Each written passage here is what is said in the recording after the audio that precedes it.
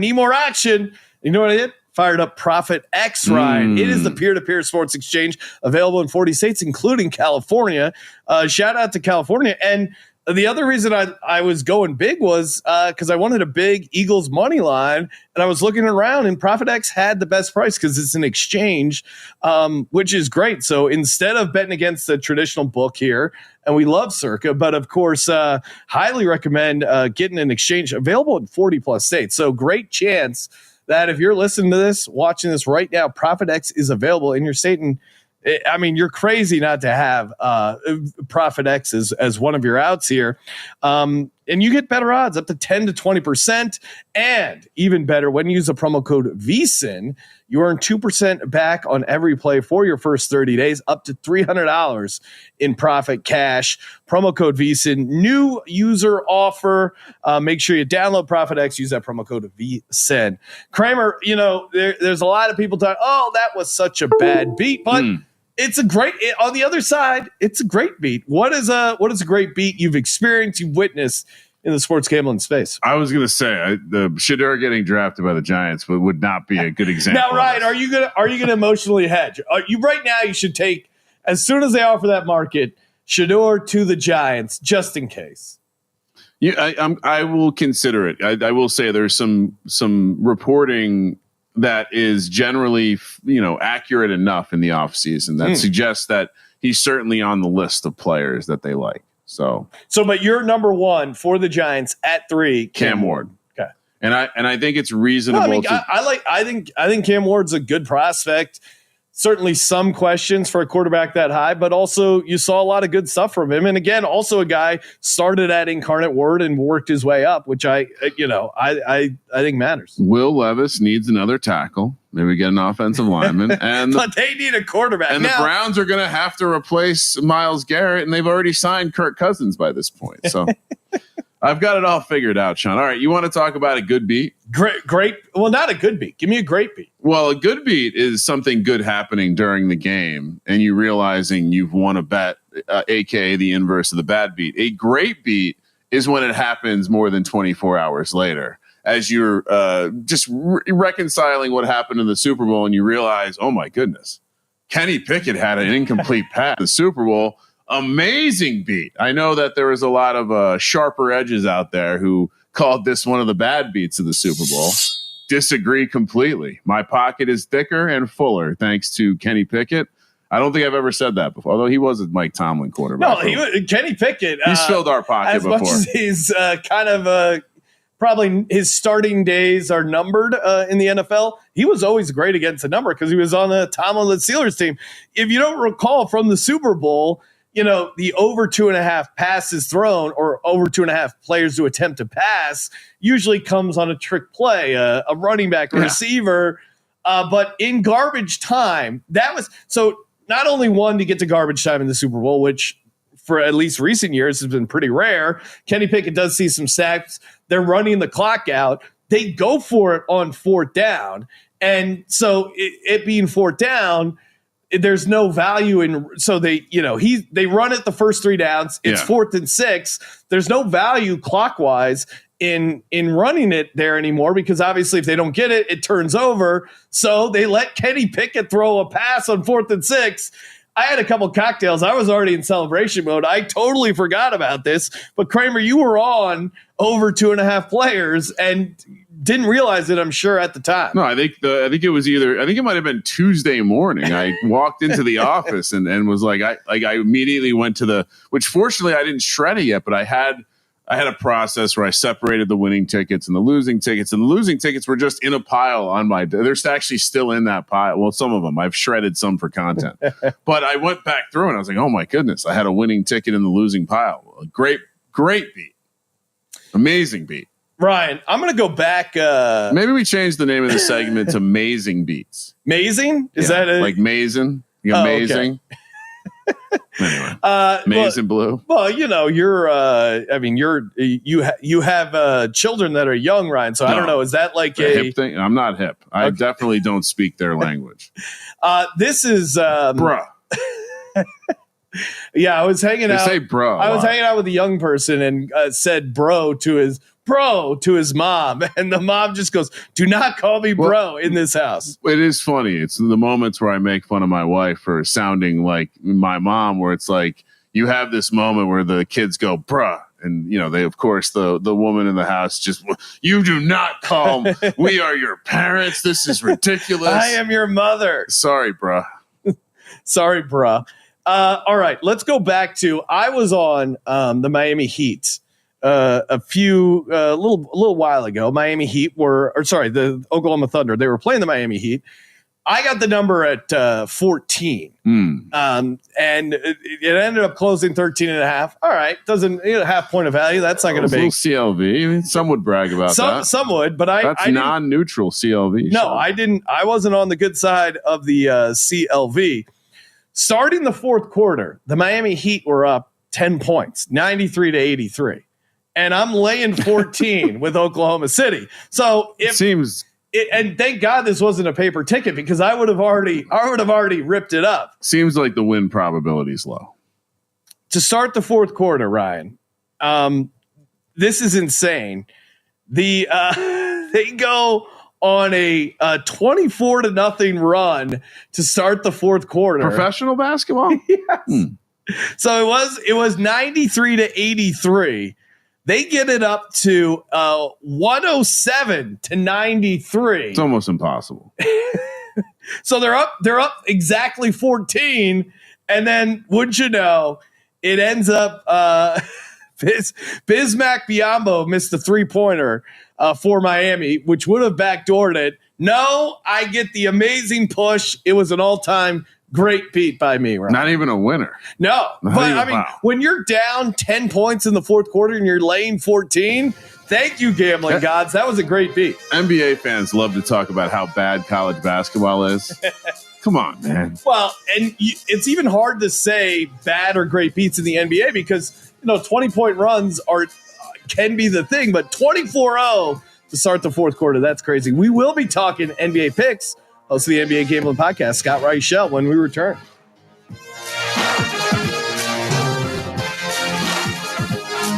In times of economic uncertainty and chaos, your money means nothing. You may not even be able to get it from your bank or ATM. And the money you do have in the stock market will go down and down. What you can bank on is gold and silver. Gold and silver have been a reliable and trusted form of currency for thousands of years. Gold and silver have never been worth zero, and typically gold holds its value during economic turmoil. Call the Gold Hotline now and learn how to protect your money and your assets with gold and silver. And learn how to set up a new IRA or roll over your current one into a gold-backed IRA.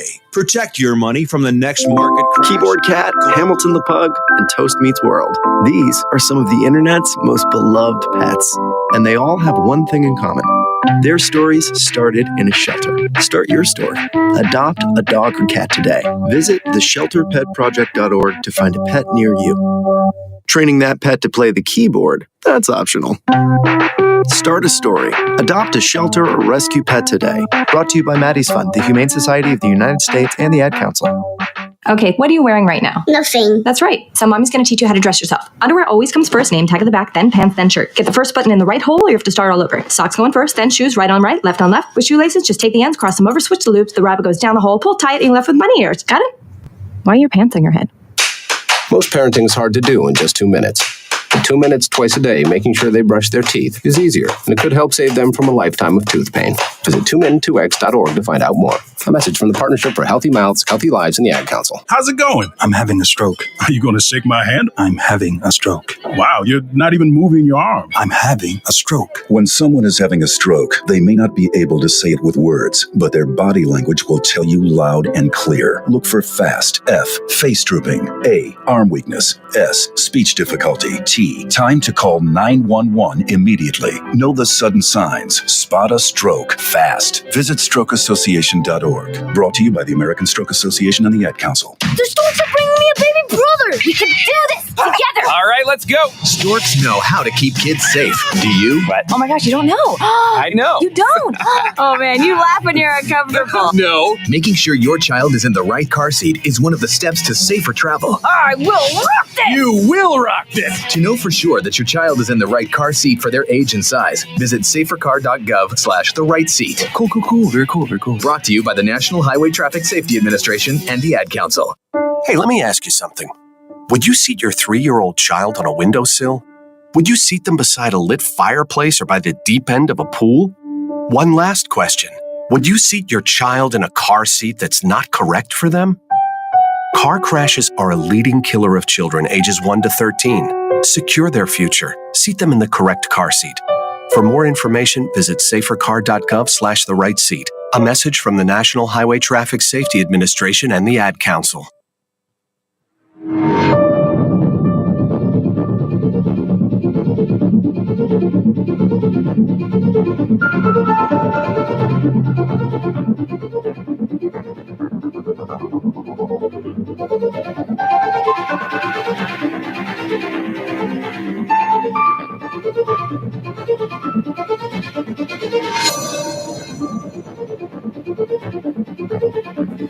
You're listening to WRDB, Western Reserve Digital Broadcasting, Youngstown, Warren, Salem, and around the world.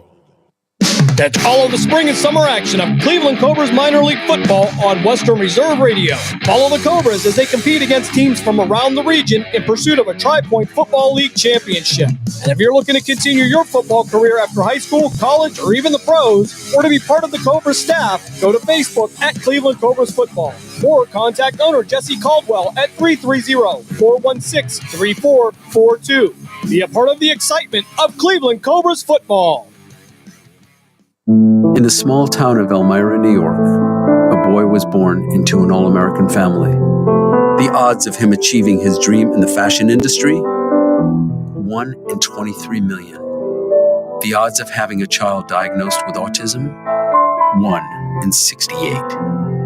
I am Tommy Hilfiger, and my family is affected by autism. Learn more at autismspeaks.org/signs.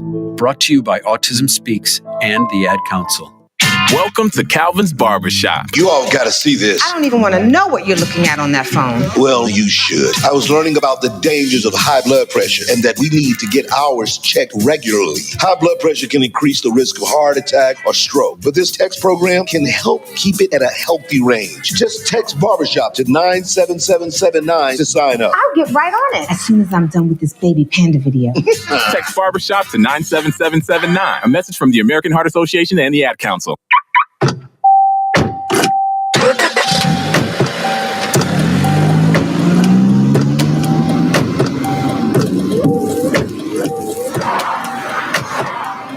Driving has a rhythm all its own. Don't wreck it with a text.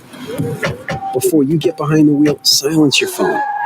Or better yet, designate a texter. For more text-free driving tips, visit stoptextstoprex.org. Brought to you by the Ad Council and the National Highway Traffic Safety Administration. It's time to kick back and listen to the sports page with your host, Pat Lucia, right here on Western Reserve Radio. You can call the show at 330-707-4202 and tell everyone what's on your mind in the wonderful world of sports. Now, here's your host, Pat Lucia.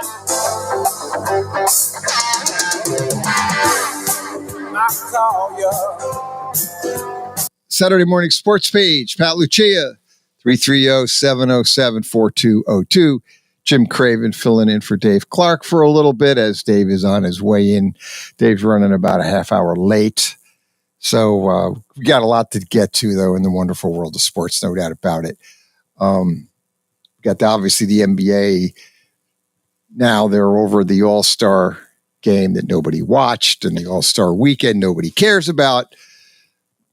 Maybe I can get Jim to talk about the hockey. I'm not really a hockey person, but that hockey game, was it the four countries? Yeah, the Four Nations face-off. Okay. Absolutely exciting. Now, there's a difference there because those guys, and I saw something online, said, the NBA's turned their game into just a scoring fest, no defense. Right. NFL is a flag game. Yeah. And these teams going to the NHL will die for our country on the break. Yeah, they will. So it's a huge difference. We were kind of talking before show, and like I did this last night, people are complaining about the NBA. Kevin Lockery was on Mad Dog Russo a couple weeks ago. Great guy, knows his sports, played in the NBA. I remember him. I'm old. I remember Kevin Lockery, and he coached the NBA. He coached the worst team ever in the NBA, the Philadelphia 76ers. They won 9 games and lost 73. But he was a very good coach. He just had an incredibly bad team he coached. But he went on and he follows the NBA, he said, closely. And he said that these guys just don't play. And he goes, it's turned into like a 3-point shooting barrage. He goes, these guys just shoot 100 3-pointers in a game is not outrageous. And then it was like looking at the way the structure is, the NBA has 30 teams and 20 teams make the playoffs. And those guys, everybody looks at the NBA, and it's obvious to some large extent guys take games off, game after game. However, Jim being the hockey expert here, the NHL has 32 teams and 16 teams make the playoffs. But the hockey guys, they never take anything off. I mean, NHL hockey, the regular season games, those guys are going at it. I don't really follow, but you obviously do hockey and do a fair amount of it. It's just, those players are just a little like, they are like out there, man. Those guys play hard. Yeah, and just short of injury, they're going to play. I mean, there's not a whole lot of time management there, and I think that's a little bit the huge difference with the NBA. The NBA has become an exhibition, and you get to meet the players, and I think the players, to some degree, believe that that's part of the show, and maybe it is. But for the NHL, they know that people come out to see a certain thing, and it's fast-paced, action-packed, maybe a fight or two in there, and they're on their break. From the NHL, which would normally had been the All-Star break, playing in these 4-nation face-off tournament, and they're killing each other because they're playing so hard. So I think there's a respectability that goes with that, something that maybe the NBA's kind of lost its way on.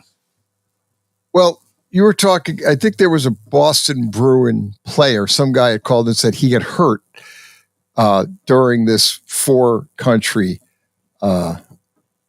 playoff with the teams. And someone said, like, it's an exhibition, but they're out there playing like there's no tomorrow.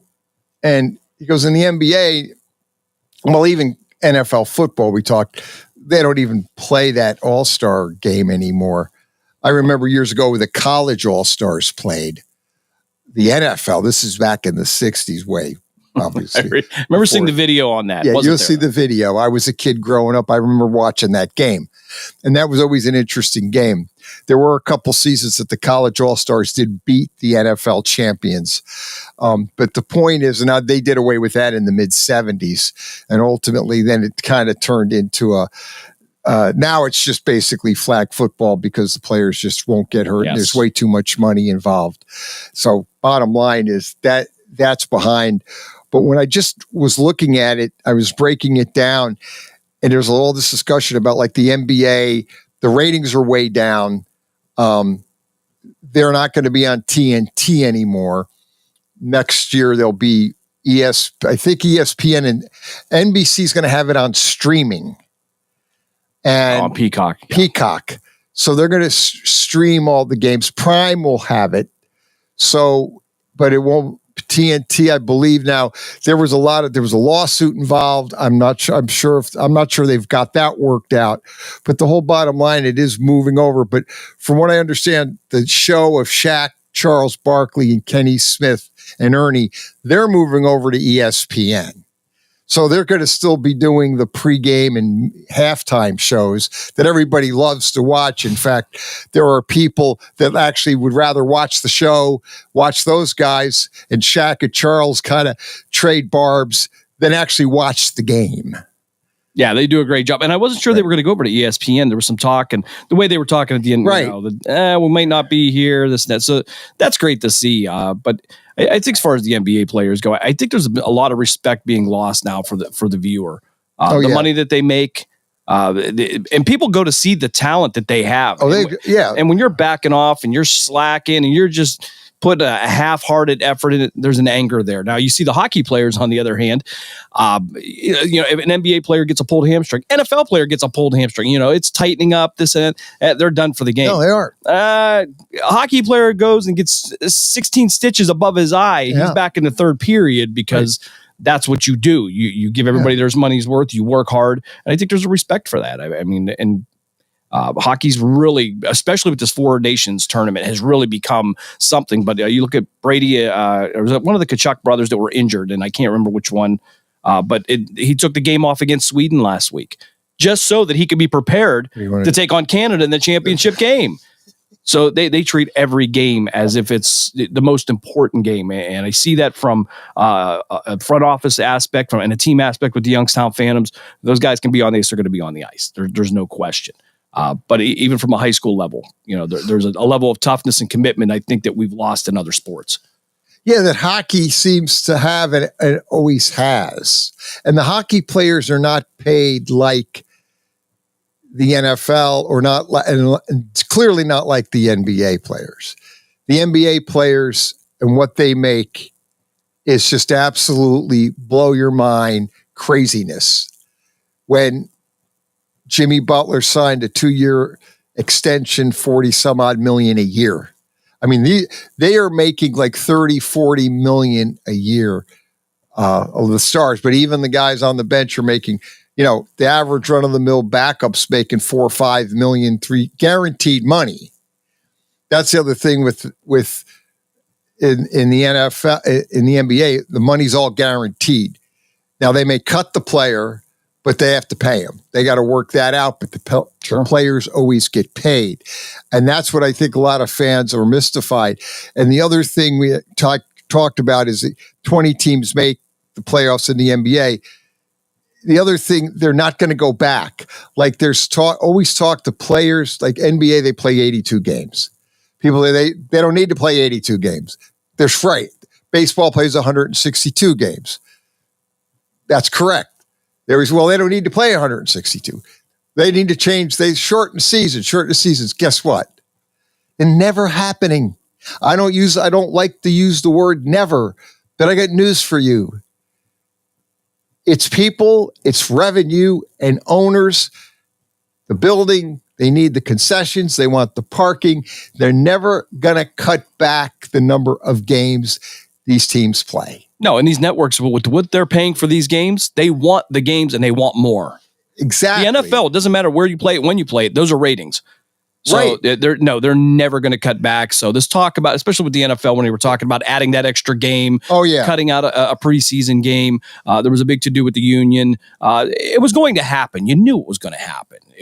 There wasn't enough fight against it, but you wondered about it.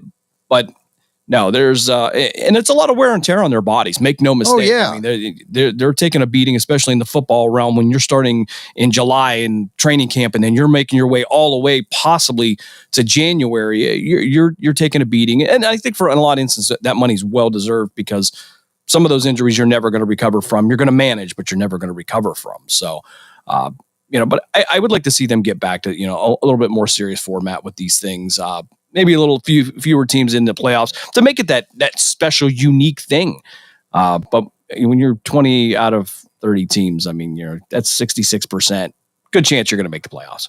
Well, and that's what the NBA did is they kind of sabotaged their own season. They sabotaged their regular season and you got to figure there's always 2 or 3 teams that are tanking anyway, and they're not even going to compete. So when you break it down that way, there's only about 5 or 6 teams really left to compete for those 20 spots. So you have always in the NBA, you have 4 teams not competitive, and then there's that group of teams in there remaining that will compete. So you're almost making an argument. You have 26 teams competing for 20 spots. So it's almost like, well, how much do you want to put into the regular season, knowing that you're probably, if you have any kind of a team put together, you're going to get in the playoffs anyway. Yeah, and there's no intrigue for the fans. None. I mean, you're battling, unless you're absolutely in those markets. Right. But if you're the Cleveland Cavaliers, you're making it. And I love saying that, by the way. But it takes away some of the intrigue, some of the suspense, and that's part of sports. And not to rehash the hockey thing, but again, that's what they love about them, because the favorites are not always going to win there. That's a 50-50 proposition, the way they play that game. And I think that's why it's becoming more popular with the viewership. And I think it's only going to get more. It's the number 4 sport right now in terms of money. They don't have the cash that the NFL has, but in prime example, Kyle Connor from the Winnipeg Jets played all his time here in the USHL, the Youngstown Phantoms. 8 years, $50 million. Huge contract in the NFL. I see, you got the Deshaun Watsons of the world making $234 million guaranteed and playing 18 games. So there's definitely a balance that needs to be found there. But, when you're the NFL and I'll give the NBA a close second, you're a powerhouse. You can pretty much do anything. You're going to survive. Yeah, we're not. Gessler's in the studio with our new dog. We have an underdog here that is the fill-in dog. So when we do we won't be needing the dog right away because we're not doing any football picks, but that's how we know to pick the dog, is when the dog starts to bark. The dog's usually better off than I am at that. Yeah, the dog has a better handle on it than obviously any of us do, because after all, dogs are smarter than humans. Only humans don't know that. That was my take. I've come to the conclusion a while ago that dogs are smarter than humans, but we just don't. I can never get anybody to bathe or feed me. So yeah, I know. Obviously, they're smarter. Right, exactly. But we were getting into the NBA. Here's the other little talk about increase, because we can't get enough. We need more. The NCAA tournament is talking about increasing their teams. As Jim sits there and rolls his eyes going, you can't be kidding. Yes, they will. Well, they're talking about it. And the talk is they're talking about, right now it sits at 68. They're talking about increasing it to 76 teams. So there's all this talk. It said, now it says expanding. No, I guess expanded to, I'm sorry, I'm wrong again. It's 72 and they want to make it 76. So they want to add 4 more teams. So, I mean, it's almost an open tournament anyway. We're getting there, but now they're talking about adding 4 more teams to the tournament. Well, and you start to look at the first round matchups, 72 versus 1. You can't argue it's not a money issue. No. Yeah, and that's the reason why. Yeah, the number 72 team in the nation is going to play the number 1 team in the nation. Right. And every year there's that one Cinderella team, and we love to follow it. And it's a great story.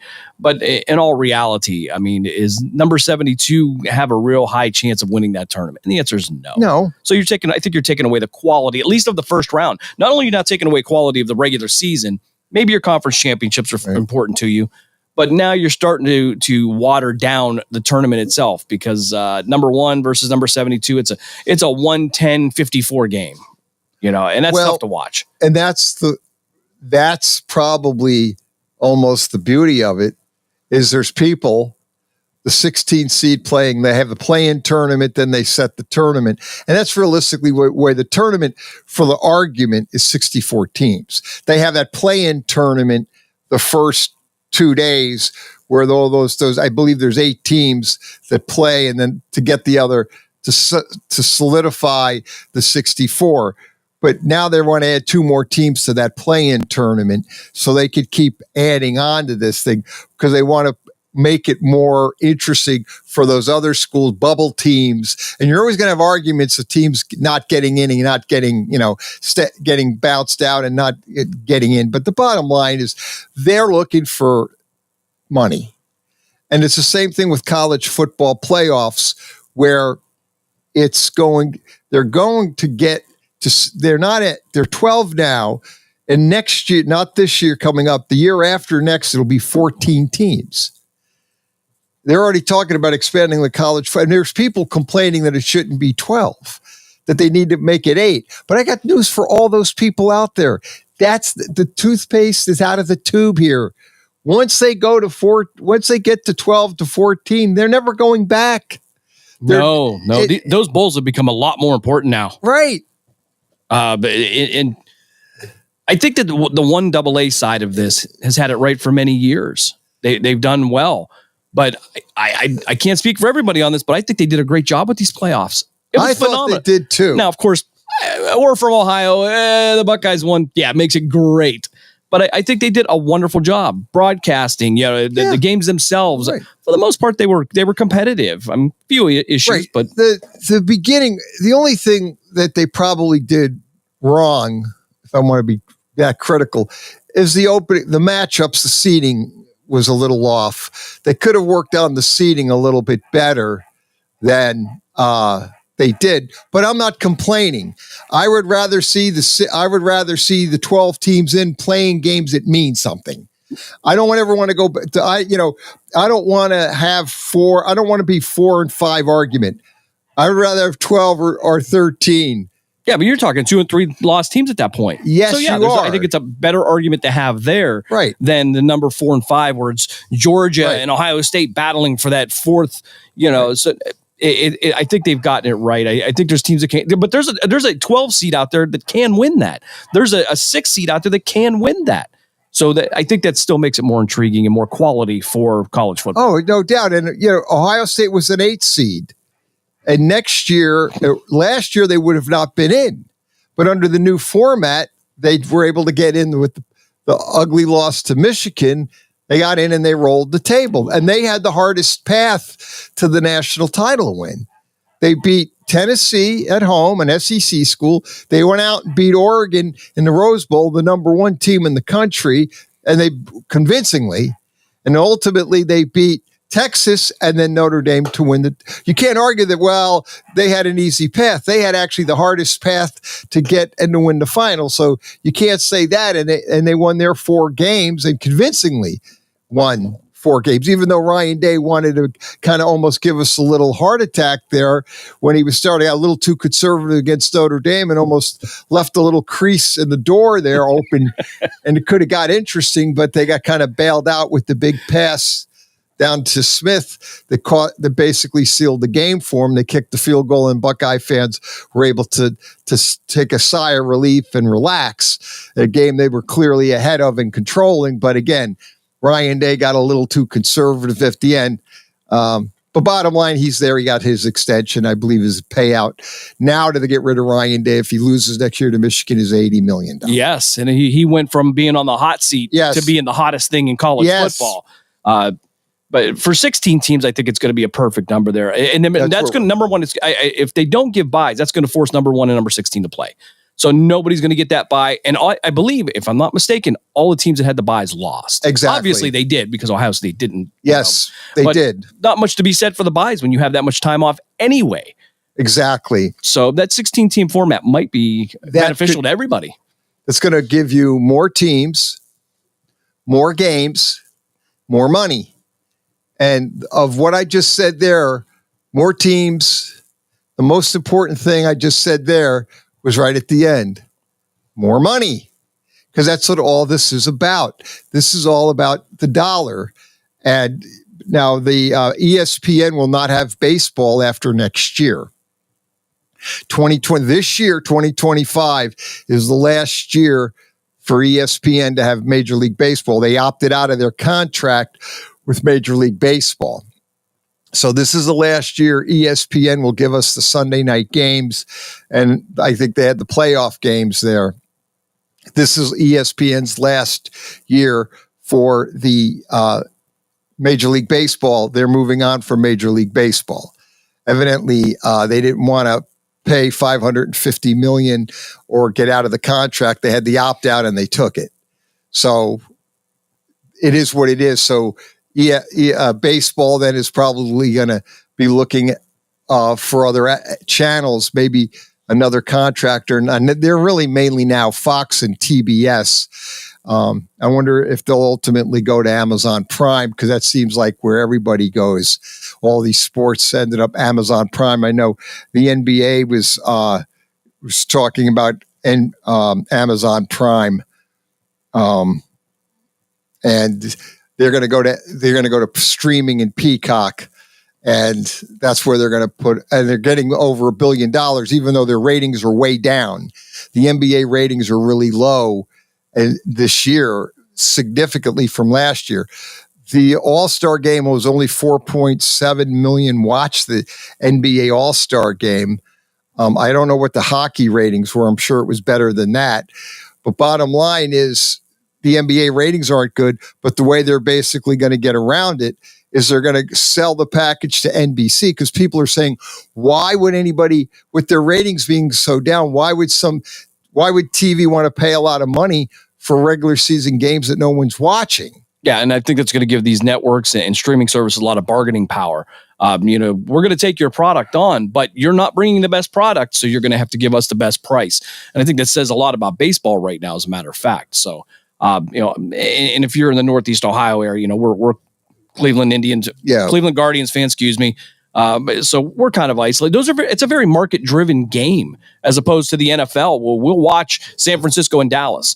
We'll watch, the playoffs. Everybody will watch it. Baseball, I think, is a market-driven game. I think, I know when the Guardians are done, I'm pretty much done. I hate to say that, but yeah, you could say the same thing like with the Cavaliers. Now they're doing good. They had a blowout win last night against the Knicks.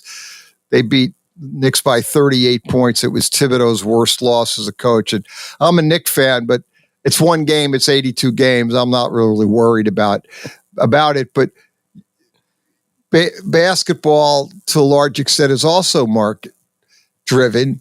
People talk about Cav games, go to the Cav games, Guardian games, local sports, Cincinnati, Big Reds, But when you look at the football teams, it doesn't matter. Everybody's watching those games on TV no matter what.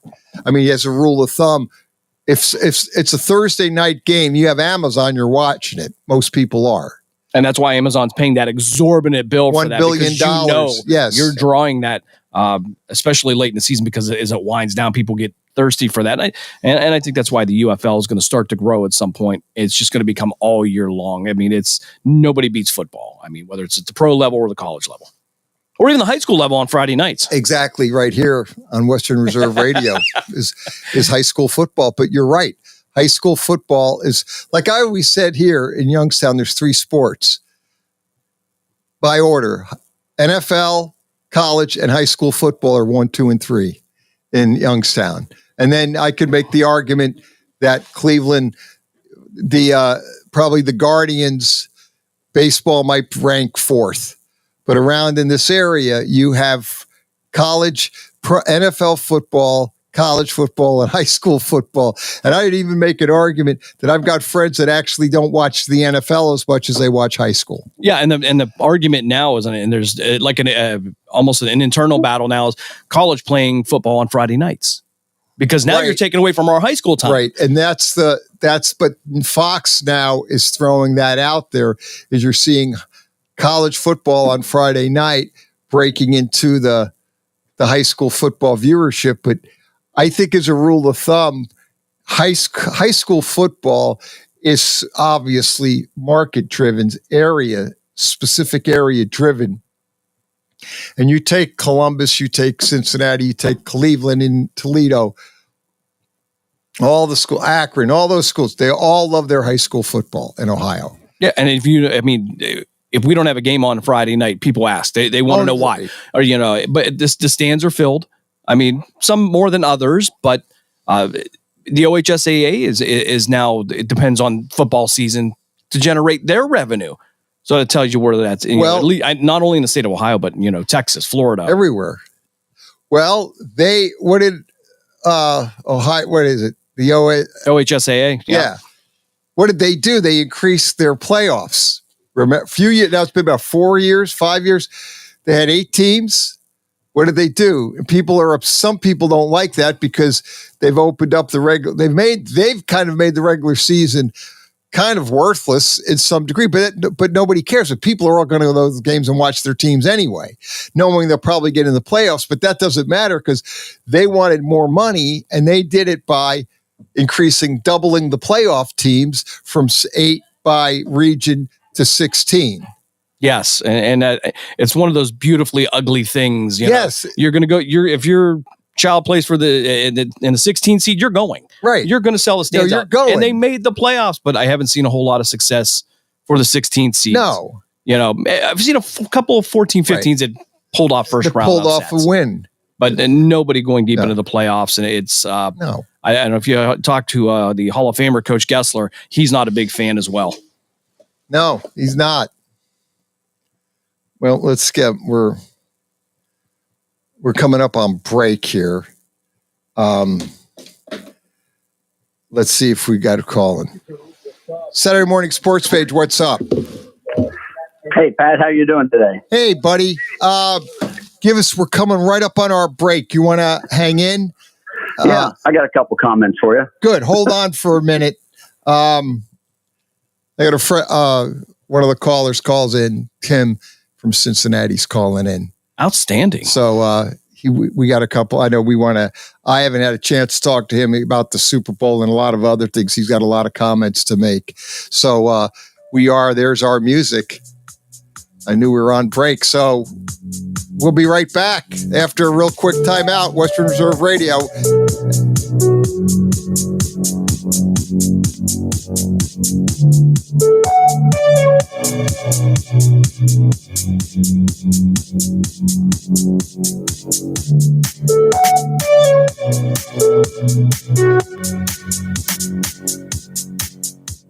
WWE superstar Alberto Del Rio, take one. Behold the angry giant. Try it again, Alberto. Behold the angry giant. Perfect. Good luck tonight. Behold the angry giant. Yay! Read me another one, Dad. This is WWE superstar Alberto Del Rio. It only takes a moment to make a moment. Take time to be a dad today. Visit fatherhood.gov. Brought to you by the U.S. Department of Health and Human Services and the Ad Council. During the fall and winter, grilling season never ends, and Gessler Propane is your local supplier that makes sure you get your hard-earned money's worth. Why go to gas exchanges to pay higher prices for tanks not filled to capacity? Gessler Propane makes sure you're prepared for year-round grilling with 100% filled tanks at a reasonable cost. See Bob Monday through Friday, 10 to 4, and Saturday, 9 to 3 at Gessler Propane, 702 Youngstown Poland Road, Struthers, or call 330-755-9119. Gessler Propane. They got gas. Western Reserve Radio is the Valley's online source for sports talk and local live events. Tune in and be a part of their live weekly shows, as well as all of the hard-hitting action of Youngstown Phantoms hockey, high school football, and the GDFL. Find them at westernreserveradio.com. Tune in and the Live 365 app to be a part of the area's sports conversation. Be sure to visit them on Facebook at Western Reserve Radio and on Twitter at WR_radio. This is Jerry Snodgrass, Executive Director of the Ohio High School Athletic Association. One of my long-standing goals is to help people understand that high school sports are about so much more than wins and losses. The OHSAA promotes education-based athletics, where sports are an extension of the classroom. Our schools all want to win. There's no doubt about it. But at the end of the day, it's all about sportsmanship, leadership, and making certain that academics are a priority. Thank you for your support of high school sports in Ohio.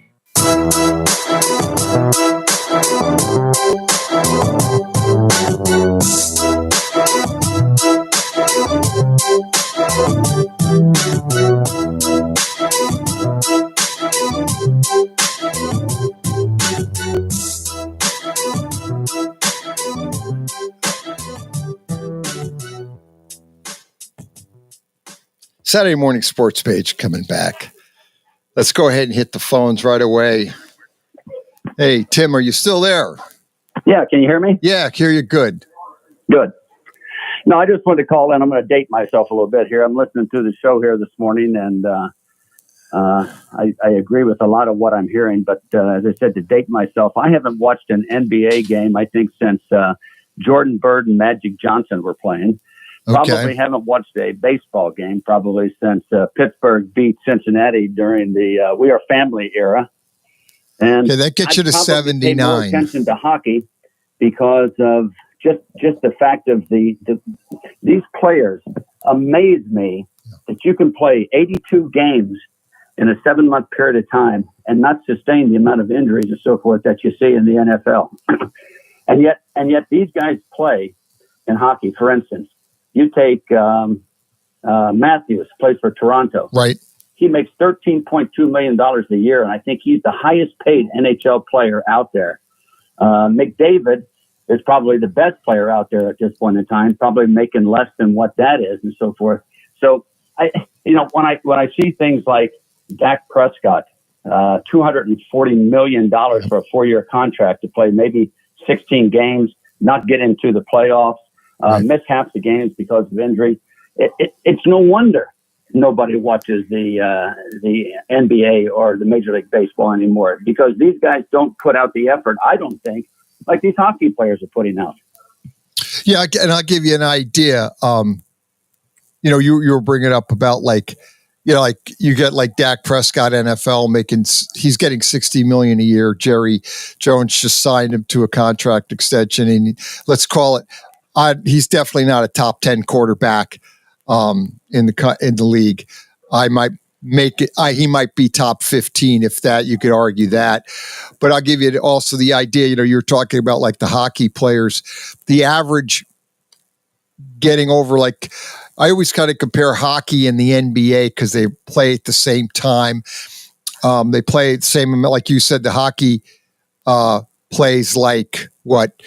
They play 82 games. So NBA plays 82, but the average salary in the NBA is, the average player's salary in the NBA is $11.9 million.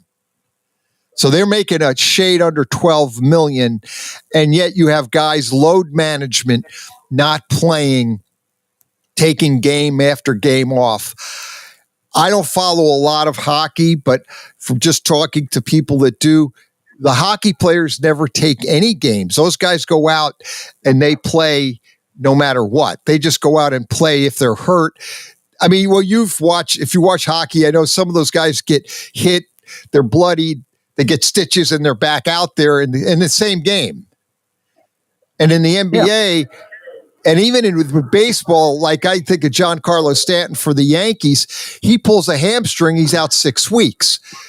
You get a hockey player, if he pulls a hamstring, he's in they ice it or do whatever the hell ever they do, and he's back out there anyway playing the same game. Well, I've said numerous times to my wife, I was stationed out of Nashville, Tennessee for a short period of time, and I was lucky enough at that point in time to get some Predator tickets, and you would go to these Predator games. And again, you got to remember, they're playing a significant number of games during the course of the year and so forth. But you would go to that stadium, and it was absolutely jam-packed, where you couldn't get a seat in that place at all. Then I would try to get in to see the Chicago Blackhawks play and so forth, and my son would like to go up and see him play and so forth. You couldn't get a ticket to see the Blackhawks to save your life.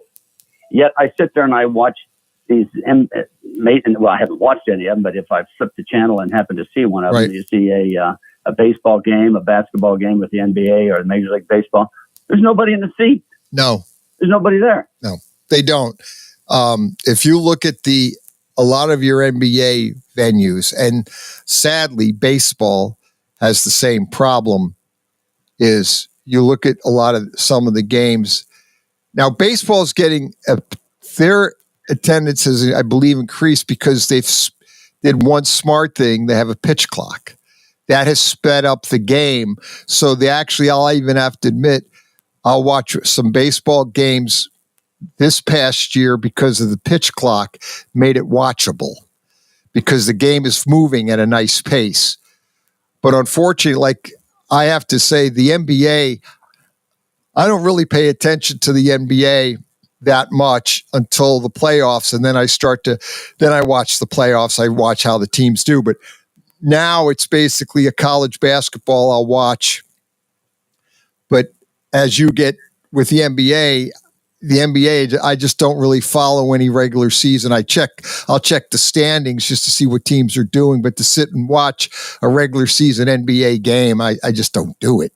Well, you and I have had this conversation before and so forth. And it goes back to college and so forth. Yeah. So I've told you, I'm losing interest in college football because of this NIL stuff.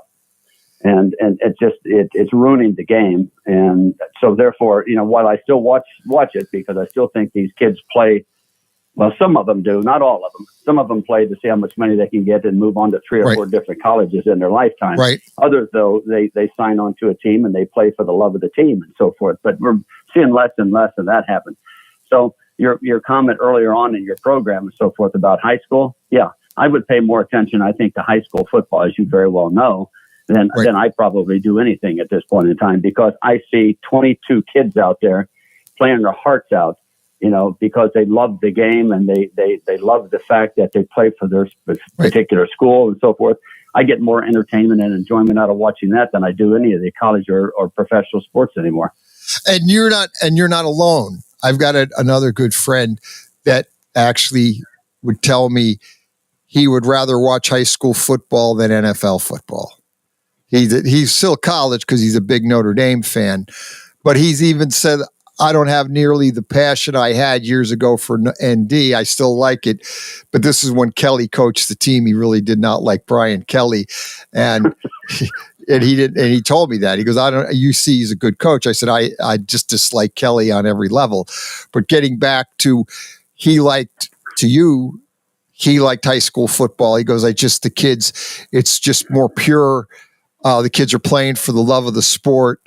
The coaches just have to teach the young kids how to play, but it's a learning, but it's just a greater game to watch because it seems like there's passion there, and the kids aren't getting a paycheck and all that other crap, and the kids play hard, and it's just just a better sport to watch. Well, I guess a lot of people thought that the USA versus Canada hockey game and so forth was well worth watching and so forth. To pay, what was it, average of $2,300 a ticket? Yeah. I mean, and obviously hockey's still there. I mean, people still support it. The Canadians still support their side of it. The United States supports their side of it. It was great to see that type of game played and so forth. And win or lose, it didn't matter. I think it brought a tremendous amount of viewership to hockey once again. Well, one thing with hockey's always been a niche sport with a niche group of people, of spectator. But I think it's growing as time goes by, just because years ago I went to a Pittsburgh Penguin game. At the end of the season, they played the Philadelphia Flyers, and it was a regular season. It was crazy.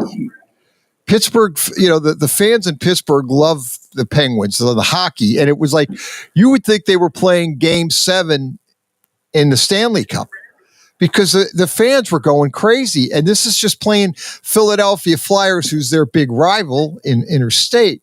But it was crazy. But the fans, it was packed. The place was absolutely packed. It was wall-to-wall. People are standing. And all the people are wearing all their gear. They're dressed up like the hockey players with the jerseys and everything, and they're going nuts. Well, but hockey, one other sport that, and I'll let you go, but one other sport that I find most intriguing at this point in time, and I absolutely love to watch it, because as you very well know, I did little wrestling in college. But one of the favorites that I watch now is watching the Big Ten Wrestling Championships and watching the Iowas and the Ohio States and the Penn States and Nebraska. Those stadiums are absolutely filled to capacity and so forth to get in to see those things, if you can get in to see them. And I don't think that the Big Ten Championships this year in Evanston and Illinois will be much different. You probably couldn't get a ticket to save your life to see it. But no, you're right. It's just I find other avenues and stuff of sports to watch, and I gravitate more now, obviously, as you know, to high school football. But then after high school football, I enjoy the college football to a degree, and then the wrestling and so forth that's taking place up now again. I just think just outstanding. But just thought I'd throw my couple cents in there to you. One thing before you go, and I want to, so you're bringing up the hockey. I know, like they had the give you a comparison, the NBA All-Star game that nobody watched. It only drew 4.7 million people to watch that game, which was actually a 13% decrease. Your hockey, the World Hockey with the teams, that actually drew, that USA, Canada, 4 nations drew 9.3 million I'll be darned. And that was double. Yeah. That goes to show you that hockey is, I think people are kind of gravitating a little bit more toward hockey. The passion is there. The players play hard. They don't take games off. And I think you're just seeing, they don't get paid nearly what the NBA players get paid either. No. And again, as you watch a game, if you truly watch a hockey game, and you watch the boarding, and you watch the cross-checking, and you watch the high sticks, and you see a puck flying through the air at 100 miles an hour, and so forth. You sit there and you have to say to yourself, how does an individual play 82 games in a 7-month period of time and still maintain any type of physical condition? It's incredible. It really is. I mean, you get, like you said, and make the highest paying individual only getting paid $13 million a year when Dak Prescott sits back there half the games. It doesn't get hit. It doesn't get hit because, as you very well know, you can't even hardly lay a finger on a quarterback. Oh no, at this point in time, you can't breathe on him. No, it's incredible. But anyway, I know you got other people who want to talk, so I'll let you go. Okay. Hey, good call. Thanks for the call, All Tim. All right. Take care. Man. All right. Goodbye. Saturday morning sports page, Pat Lucia. Dave Clark, just in studio, 330-707-4202. Phone lines wide open. Just looking at average salaries. The average salary for an NHL player is $3.5 million. Average salary for the NBA player was, I believe, almost $12 million. Mm-hmm. So NBA All-Star, not so good on TV ratings, about 4 million, 4.7, and the average the rating for that hockey game with Canada USA was 9 million people watched it. So I didn't watch either one, but I'm not I can't quite kind of get into the hockey thing, or I don't get into the NBA All-Star. It's not that All-Star weekend. I just have lost kind of interest. The slam dunk doesn't really interest me. I used to be in. Yeah. I was at one time. Yes. Yeah. Now you go way back. Well, way back. Well, not Jordan, but LeBron them in the early years was fine, but go back to the Julius Erving. That's where and all these guys, they played to win, and they're not playing. It meant something. That's the same thing as the Pro Bowl. Right. Exactly. The Pro Bowl's gone to a flag football. Right, and it's best for to do that. And that's fine. But we go back long ways. I remember those all-star games from the 70s when you had those, and the 60s. Those guys went out and played. I mean, they competed. Oscar Robertson, West, Russell Chamberlain. Yeah. They didn't look at this as just some no. You put those guys on the court. Yep. And it didn't matter. It was kind of it's not like, the game doesn't mean anything. No. The fact that they had the opportunity, Magic and Bird, all of them. Yeah. It's somewhere in the mid 2000s. It started to go 2000s in the That's where it started to wander or fade away, where now it's just not watchable. But I think that's probably the reason I don't watch it, because they haven't played defense, and then they went to some format where they pick the teams or whatever. But the whole point of it is, it just kind of like the interest is gone to me, and even that the skills competition. I said this. My wife said this. She said they should put the WNBA in, let the women compete against the men on the 3-point shooting. And I said, I said they should have had Caitlin, offered her, do whatever the heck it is. And it'll bring out even the better in the NBA, both. Because they'd be like, oh no, I'm not letting her win. Right. You would put, I think you would put more eyeballs at the set, which is what this is all about. They might do that though. They have to. I think you need to incorporate the WNBA into the NBA All-Star Weekend, figure something out, and get more of the women involved there where they could compete on the skills competition. Even in maybe the games, you can maybe put, I don't know how you could work that out, but I'm just saying, figure out a way to at least get the women competing against the men, like the 3-point shooting contest would be what everybody would want to watch. I would love to see Caitlin Clark compete against Curry or somebody like that. Right. And I think you could really open that up And you could make a 3-point shooting competition and get a lot of the players and almost make that like a quasi tournament. I think they're going to do that because you have to. They already looked at the Unrivaled and seen that they got the one-on-one. Right. The women. Did you see that in their league? Right. They got that one-on-one competition. Yeah, the one-on-one. It came on before the All-Star weekend it was playing. And then they started talking to some of the NBA players about, hey, and they said, oh, that may take it to another level. Right. If one-on-one, because guy going to be like, you're not beating me one-on-one on national TV. What they should do is they could put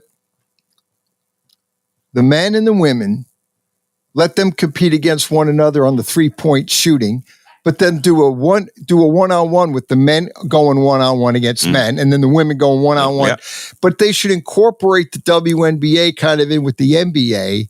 And then that way you could, at least I would think you would pique interest more. And then you'd help out the NBA, the WNBA in the ratings, and then you open up the door. Maybe people would start watching the WA more. They are starting to watch it WA more. I will admit it. Since right you here. have Angel Reese, you have Caitlin Clark, you're getting these younger players come in, and people are now paying attention more than they did maybe before. But then you would incorporate all this, and you would, at least I would think you would pique more interest with that NBA All-Star Weekend. It's kind of like, no one watched it. Not, I should say no one, but yeah, I mean, it's just not. Ratings are down. The NBA ratings are down drastically, which again, we talked about that last week. There's discussion about them not counting a 3-point shot until fourth quarter. Yeah. Just because it's turning into a 3-point shooting contest. A lot of these games, I mean, there's games that they have 80, 90, 100 3-pointer shot in one game. Right. And so, and before you got here, we were talking a little bit about the problem you have with the NBA is they allow, like I broke the sports down, 30 teams with the NBA, there's 20 that get in. And the other sports, and Major League Baseball, you have 30 teams, 12 get in. National Football, you have 32 teams, 14 get in. Nobody's complaining, though, about the 14. In NFL, it doesn't matter. No. Because people are watching the NFL no matter what. They might put all of them in. They could put them all in. People would be watching it. It doesn't matter. Yeah. NHL, 32 teams, 16 get in. But the point is, the NBA has kind of in a roundabout way rendered the regular season somewhat useless because you got 20 teams they're getting in. You know, every year there's 3 or 4 teams that aren't competing at all, and they're not getting in. So you realistically could take 4 teams off and say there's 26 teams competing and 20 are getting in the NBA, which means the 82-game regular season is now kind of like worthless. And I'll be the first to admit, I don't really I start now paying attention. Watching. Now I'm starting to. Yeah, I'll watch it now. And I'm now paying. I can tell the intensity is so different. It's different. Intensity's picking up. Yep. College basketball, I'm now watching because I watch the brackets. That intensity too. that's getting interesting. Oh yeah. Now I'm watching, and football's over. Yeah. Right. So once the NFL Super Bowl's over, now I start looking at basketball, and it is at the perfect time because they both raise their games. We're getting into college. March Madness is not far away. Oh no! And then with March Madness, you come the NBA. Now they now get at least paying attention to some of them are playing for positions in those playoffs, which is very tight. Yeah, you know those teams, the 1 through 10. It gets, especially the play-in tournament. It gets tight. 7, 8, 9, 10 teams. Those 4 teams are all trying to get in the NBA playoffs. So now it gets interesting, and teams are starting to play kind of for a position. Yep. So at least the game seems to be, the interest is up because now people don't really have anything to watch, and it's really it is better games now, and the games have improved because you can see the intensity. Right, I can tell it. Yep. And then, you've got kind of the Luca trade and going to the Lakers. And what are the Lakers? They played the Lakers are really, they're a typical team. And teams are so funny because like the Lakers played the makeup game against Charlotte and they played terrible. But then the next night they snap back. and LeBron lights it up for 40 points. And he could tell LeBron could show you he could still play at a very high level, and he's 40 years old, and LeBron could play like he's still a top 5 player in the league, and he's 40. Right. I get so tired of seeing stuff on social media about how terrible, continue talking about him and Jordan. Jordan said a long time ago, he tried to cut this thing off with this debate. He tried to by saying something that he always said, even when he played, it was no LeBron even thought of at that time. He said he never compare errors. Well, and that is right. He is correct on that. That's any sport. Yeah, any sport. I mean, it was differently played when Jordan played than compared to today's game. But they're both great, and they're the greatest players that ever stopped. I mean, put on a uniform. They're the greatest players ever. And I hate to see men talking about our gender that argue over something about neither one of them gives a rat's you know what about what we think. They're arguing over who's the best. Well, you could, yeah. That is so dumb at this time. I mean, I couldn't sit up and waste my time to debate on who's the best because I could bring up an argument for each one for days. What people need to understand, and I think what really stirred a lot of this up, were Reddick's comments about the players in the 50s or plumbers or something. Well, that didn't help when that came. That made it worse. And that just goes to show you, in my eyes, you don't understand history. Yeah, well, or just didn't study the game all the way back. Well, you wouldn't make a comment like that. And this is why, to your point, is you have to, when you look at eras and what they were paid, how they traveled, what they were, the food they were eating. Yeah. I could get into detail. Everything. And then some of them had to be plumbers and whatever you want to call them because they didn't make the money that they made. Exactly. So it doesn't make any, that's a stupid comment. When I was a kid, when we were little, younger, in our 8, 9, 10, 11. Yeah. I always, I got baseball cards and I always said this, I've said it 100 times. I used to love baseball cards. You turn it over and most of the players had other jobs. Yeah. And it always said, so-and-so is an insurance agent. There were teachers. There were car salesmen. They had all different jobs because what they made as a baseball and football players. Yep. I'm trying to think who I read. You brought that up. Dave Herman, who was on the Jets. Offensive lineman. He was a guard, an undersized guard that really handled Bubba Smith in the Super Bowl. Yeah. Yeah. Because he had great technical footwork. He was making $12,000. Yeah. Matt Snell, who was the first round draft choice the Jets stole him from the NFL. I believe he was making like $25,000, and he was considered high paid. Yeah. But all those NFL, AFL players were not making. Yeah. They were making $12,000, $15,000. It's just a stupid comment that he made. And I think about a guy, and I know you remember this name, Chris Hamburger. Yeah. A linebacker for the Redskins. Yeah, for the Redskins. This guy sold encyclopedias. He sold encyclopedias on the off season. Of the off season. And they said he was a great going around. Do you remember back then? They go to door to door. He was a door to door encyclopedia salesman. Yeah, he played how many years? I'll look up his career. Yeah, at least 15, 14 years. Yeah. And he was all pro. Oh, he was a great. I remember as a kid, I remember him with Washington. He was always, he was a great player. He was a really hard-nosed. Well, he was. And I remember him so well because at that time I was a Dallas Cowboy and only Dallas Cowboy and Oakland Raider fan at the time. And that guy used to give the Cowboys fits because he'd make so many big plays. He does. Strip sacks to everything. Everything. This guy was very good. But he was an encyclopedia. Yeah. He played with Washington from 65 to 78. 14 years. Yeah. In the NFL, he's not in the Hall of Fame. No, he is. Is he in there? Yes, he is. I didn't even know I didn't know that. That's great that he belongs. Yeah, that's a great Hall of Fame. When did he go? I have to pull He this must have been up. up there, but he's a guy that really had a great career. He was a great. I always Disruptive. thought Chris Hamburger was a solid. No, he made the Hall of Fame. I thought because it's so typical, a guy like that wouldn't make the Hall of Right. Fame. He did. Yeah. And like I said, no, you're right. He was a great player. He's a Hall of Famer.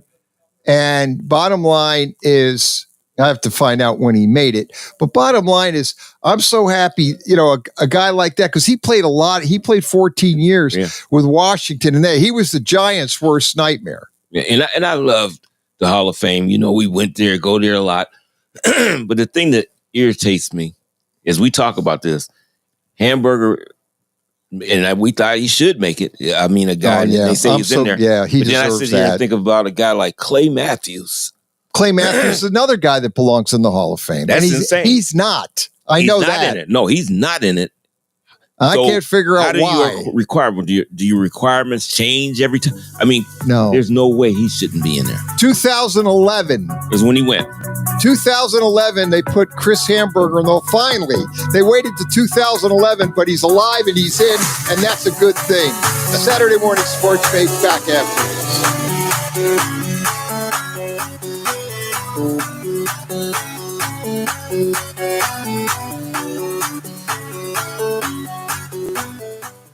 The stations that always keep you in the zone. I love it. It's awesome. Western Reserve Radio, Western Reserve Radio 2, and City View Sportscast, Youngstown, Ohio. Nina's Pierogi House is your home for the area's best variety of pierogies. Daily specials include the Polish platter, the Hungarian platter, stuffed cabbage, and halushki. Having a last-minute get-together? Lena's has you covered with a wide variety of frozen take-home pierogies and dumplings.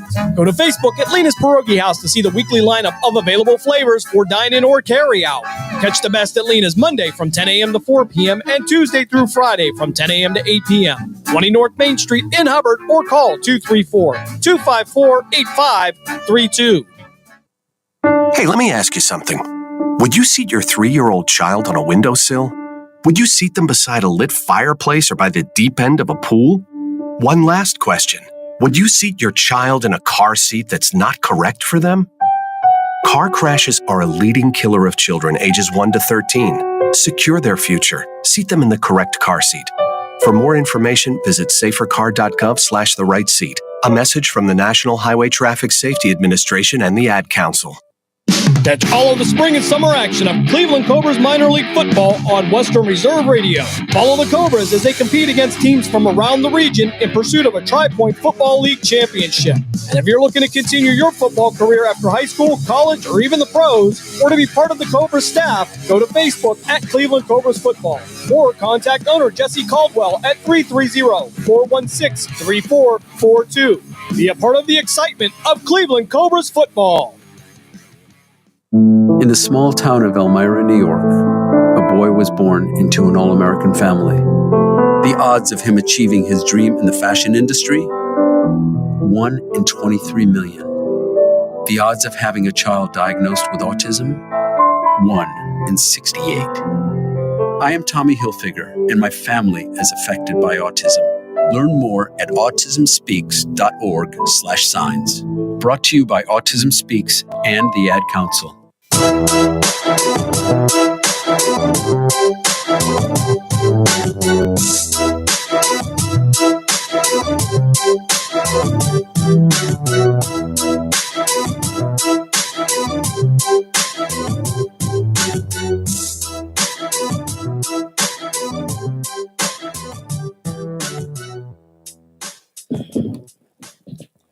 Second half of the show, 330-707-4202.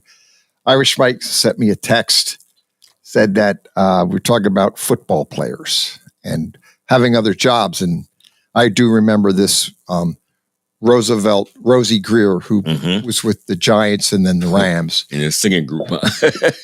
He was the tragic night that Bobby Kennedy was assassinated back in June of 1968. I think June 5th of 1968. He was his bodyguard right that night when there was no security for Bobby Kennedy as he was gunned down by Saran at the hotel after he won the California primary.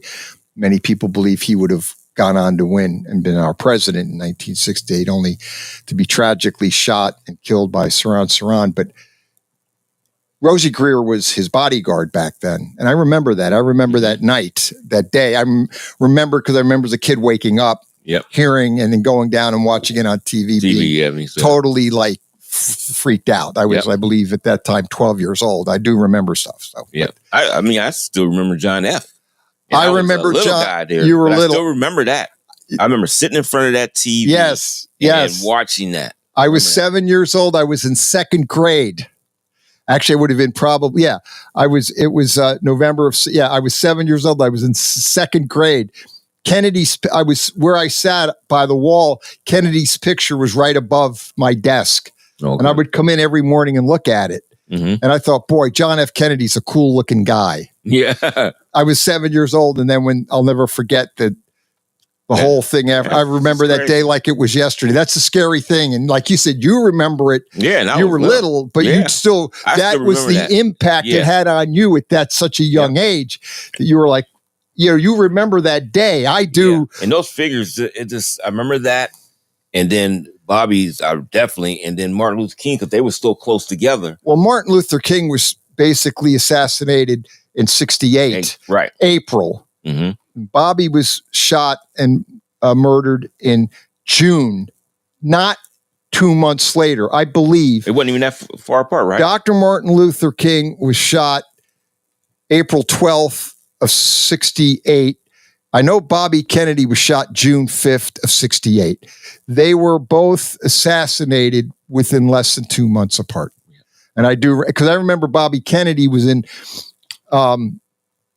Indianapolis when Dr. Martin Luther King was shot and killed, and he got out to the all of the people in Indianapolis and tried to settle everybody down and peace preached, that kind of thing, and tried to keep everybody down. But he was again, not to go off this rail, but I'm convinced that had he lived, he would have probably beaten Richard Nixon in 68 and been our president. Yeah, I believe that too. Because Hubert Humphrey and Nixon it was a very close race. Mm-hmm. But ultimately, Nixon won. And George Wallace actually carried states down south, the independent that ran, and then Nixon won that election. If you start reading elections, but there's experts believe that had Bobby Kennedy ran, he would have won. He would have beaten Richard Nixon and been our president, but did not. Obviously, horrible, tragic area. But talking about what you remember growing up, and since my Irish Mike sent me that thing with Rosie Greer, it kind of opens up all of the, the other things they did, all this tragedy that happened in the 60s. Yeah, I remember Rosie Greer. Yeah, and Rosie Greer was a great player. Well, Irish Mike is letting me know he being the history teacher, Martin Luther King was shot on April 4th of 68. Okay. So they were almost 2 months. That's the scary part. I believe Kennedy was June 5th. It was almost 2 months to a day. Yeah, that's something. Martin Luther King shot April 4th of 68, not April 12th, but April 4th. Kennedy was June 5th. That's unbelievable. They were almost literally 2 months to a day. Yeah. I'll tell you, not to go all conspiracy here, but you got it. Like I said, but I said, that's, talking about players, football players, baseball players, other jobs. And Rosie Greer was, the dumb statement of J.J. Redick. And then J.J. Redick started this whole mess. Yeah, he was the one that started this. Yeah. When we were talking about, back in the 50s, the NBA, there was a lot of, concern that the NBA, they were shaving points. The players were. Mm-hmm. I read a book, Jack Molinas, the gambler that got banned from the NBA because he was involved in point shaving.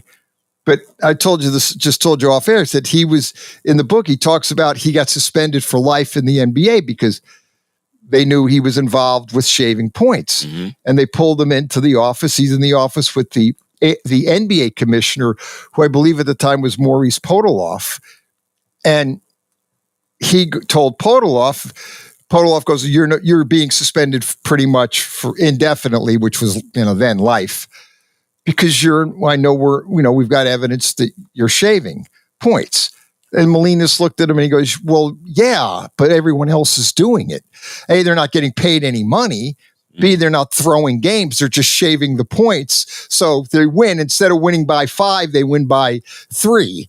So, so they're getting their income supplemented, but they're not throwing a game. They're not losing it. They're just not winning by the right amount of points for the bettors." Right.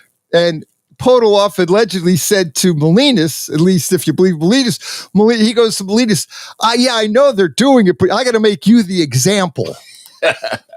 Yeah, I would believe that. And I do. I believe he knew, and he can't suspend everybody in the league.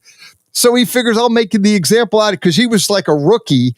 So he made him the example to say, okay, I know what's going on, you guys. And if I catch any of you, you're going to be suspended for life. So he was using Molinas as kind of the poster. Which is done all the time. All the time. Somebody's got to be the scapegoat. Right. And the example.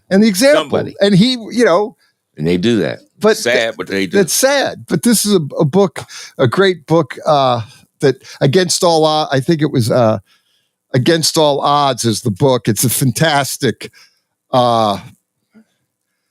it's just, it's a great read. I thought when I read it, here it is. Yeah, Against All Odds. Is this the one? Ultimate. No, that's not it. I'll have to get to the name. But anyway, it's a book about Jack Molinas' life, who obviously was, he didn't pay. He was involved with the mafia, didn't pay the mafia back the money he owed them. And they pretty much, he was basically murdered. And that's what happens when you don't do The Wizard of Oz. It's called the book. The book, it says it's how, and this is a great book. Charlie Rosen wrote this book. It's been out. I read it. It's a fantastic read. It's The Wizard of Oz, how Jack Molinas almost destroyed the game of basketball.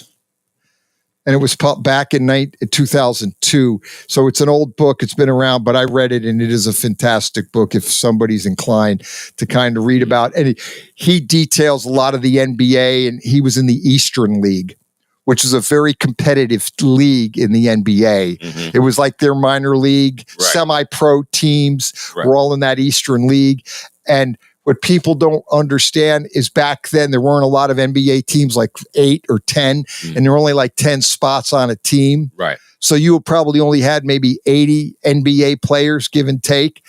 Then you had a lot of great players that couldn't get on a roster because it was so, limited as far as positions. Yeah. So you had this Eastern League was a great league and very competitive. And we get talking about you played at the USFL, and that was a great league because there were a lot of great players in the USFL that, might have made it to the NFL, but were close. But again, very competitive, and there's only so many roster spots in the NFL. As NBA, it's the same thing. So these semi-pro or minor league, however you want to refer to these other leagues, there's not a big difference in play between those leagues. And we're coming up on United Football League, and you see it, and that is gaining a lot of popularity. Yeah. I mean, look at the guys, especially they didn't do good with the kickers, but look at Turpin. Right. For the Cowboys. A guy that just was bypassed and everything. I think he played in I don't know if he's the XFL or he was an XFL guy, I believe. At the original when they came in, and look what he did, and the Cowboys signed him. You think he's going somewhere else? The guy got tremendous speed, can return the ball, and now it's showing that he can play on the offensive side of the ball. So I think he's going to become a big weapon for them going forward. But you need those leagues because sometimes guys you start to go on an upward swing late in your college career.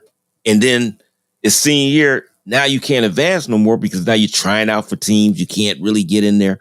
But if you're able to get into a league like this and continue to develop, you get that opportunity to get on the NFL. And you get on the NFL. But this is how you work your way through it. That's why I hope they are able to keep this going.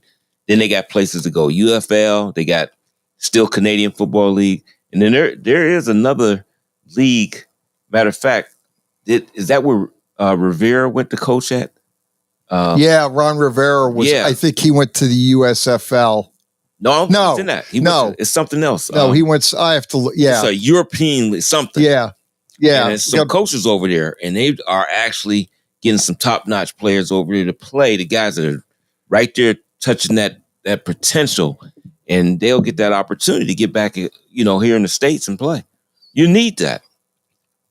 Bobby Kennedy was assassinated June 6th, not June 5th. That's still almost. I believe, I know it was in the morning, early morning hours I believe it was a Friday morning. I was off of school. Days. Yep. Yeah. Yeah, they were basically just Dr. Martin Luther King was assassinated April 4th, and he was June 6th. It's almost 2 months to the day. That's Martin Luther King was 3 days after my dad's birthday, and Bobby Kennedy was 3 days after my mother's birthday. Wow. That's unbelievable. Yeah, that's crazy. She was June 3rd. My dad was April 1st. He was the April Fool's baby. And that is insane. Yeah, that is kind of insane. Yeah, that's just Yeah, that's that just kind of gave me a little chill. Yeah, that does send chills up your spine. Oh yeah, it does. That's weird. Growing up in the 60s, it was a different time and a different era on a lot of different levels. And then like I said, we talked about Molinas, the book, the Wizard of Oz book. Mm-hmm. It's just an unbelievable, fantastic book by, again, Charlie Rosen. A shout out to Charlie Rosen. But I wrote an absolutely great book if you're so inclined to ever pick up and it's an eye-opening. It tells you a lot about basketball in the 50s, the 60s in the Eastern League, and it gives you a lot of great detail. He did an unbelievable, great job researching and putting that book together. Then Molinas' involvement, and then getting involvement with the gambling and the mafia, and then ultimately his tragic demise. Right. But fantastic book. We talked a lot about in the first hour, talked about the NBA. Cavs blow out the Knicks. It's only one game. Thibodeau's worst loss, I guess, in his illustrious coaching career. Well, I guess the only question is sliding a little bit over to the NBA. Like I said, a friend of mine, we were texting. He's a big Cavalier fan. And we just said, the question is, can they beat Boston? Who can beat Boston in the Eastern, and then out the West. Now, this is interesting because Kevin Lockery was on Mad Dog Russo and he follows NBA basketball. He watches all the games. He thinks, and I thought this was interesting, he thought Oklahoma City could be in the NBA Finals. He says Oklahoma City Thunder are that good. Yeah, they are. That they are, and they have, I believe, I've got to look at the latest, they were tied with Cleveland for the best record. Yeah, I think they are. I think they still are. It was like one game. They could actually line up. I think a big factor for the Cleveland Cavaliers was that acquisition of Hunter from Atlanta. Gives them so much versatility up and down the front line, and he can guard multiple positions. And I think if they can stay healthy, I think they're going to challenge Boston big time. I really do. I think they will. And Oklahoma City getting Hartenstein from our Knicks, from the Knicks, was a great move because now you got all these big guys there that can both play, and then you just Shea Gilchrist. Alexander. What can you do with that guy? That guy is. So just so you're wondering, Oklahoma City is 45-10. They're 8.5 above the Grizzlies. So they got the number one seed. The Cavaliers are 46-10. They're 6 games better than Boston. The Knicks are sitting behind Boston, 9 games behind the Cavaliers, 3 games behind Boston. The Denver Nuggets are tied with the Grizzlies for the number 2 spot. They're 8.5 behind the Thunder. But we talk about this a lot, and the bottom line is Phoenix is only a game and a half out of the 10th spot with Sacramento. And then these teams that in that 7-10, when you look out west, there's 2.5 games that basically separate Minnesota and Sacramento. 7-10. There's only 2.5 games between those. So Minnesota, Dallas, and Golden State, Sacramento are literally on top of one another. Right. And then if you look at the East, there's a little bit more a separation, but not much. It's weird because Oklahoma, when you break it down, when 7 and 8, Orlando and Miami are both they're both about they're about even. Miami is 26-28. Magic are 28-30. They're like tied quite. And then Atlanta and Chicago, there's a little bit of a gap there. Atlanta's 9-20. And then the Bulls are basically 10th spot at 24. The big discussion, though, is Philadelphia and the Brooklyn Nets are a game and a half out of that 10th spot. They're tied right now at 11. Okay. Now, people are basically just bashing Philadelphia. Yeah. And Embiid and the season. And, if they don't get into the playoffs, what are they going to do there? Are they going to fire everybody? I mean, you can fire the coach. They probably always do. But the team itself, the makeup of the team is just, it's not working. Embiid is always hurt. And that's Philadelphia's fault, too, because I think you've seen that you technically overworked the guy anyway, and he always had the issues. He needed to have some time. When I say, I'm not going to say load management, but not have him in there playing 40 minutes a game and but you don't have no backup. You don't really have no backup in the front court. So he has to play. You got to get depth. Right. And they didn't do that. They didn't even work to try to get depth. I don't understand it. I don't. Joel Embiid is a great, talented player. However, the day he was drafted, if you look at his history, he has had foot and knee problems his entire career. And they keep beating it up about, he doesn't play. He can't play. Physically, the man can't play all those games because his body won't let him. And that's why you need depth. And I know we talk about load management. I know we're like these guys, though, right. Certain players, for whatever their reason, physical makeup, can't play that many games. Joel Embiid cannot give you 82 games. He can't give you 60 games. And you can't play him all those minutes because his body breaks down. Because the man but he's incredibly talented. I mean, I would make the argument that Joel Embiid may be one of the most talented players in the league right now. And he can't play because his body won't let him play. Like Bill Walton. Right.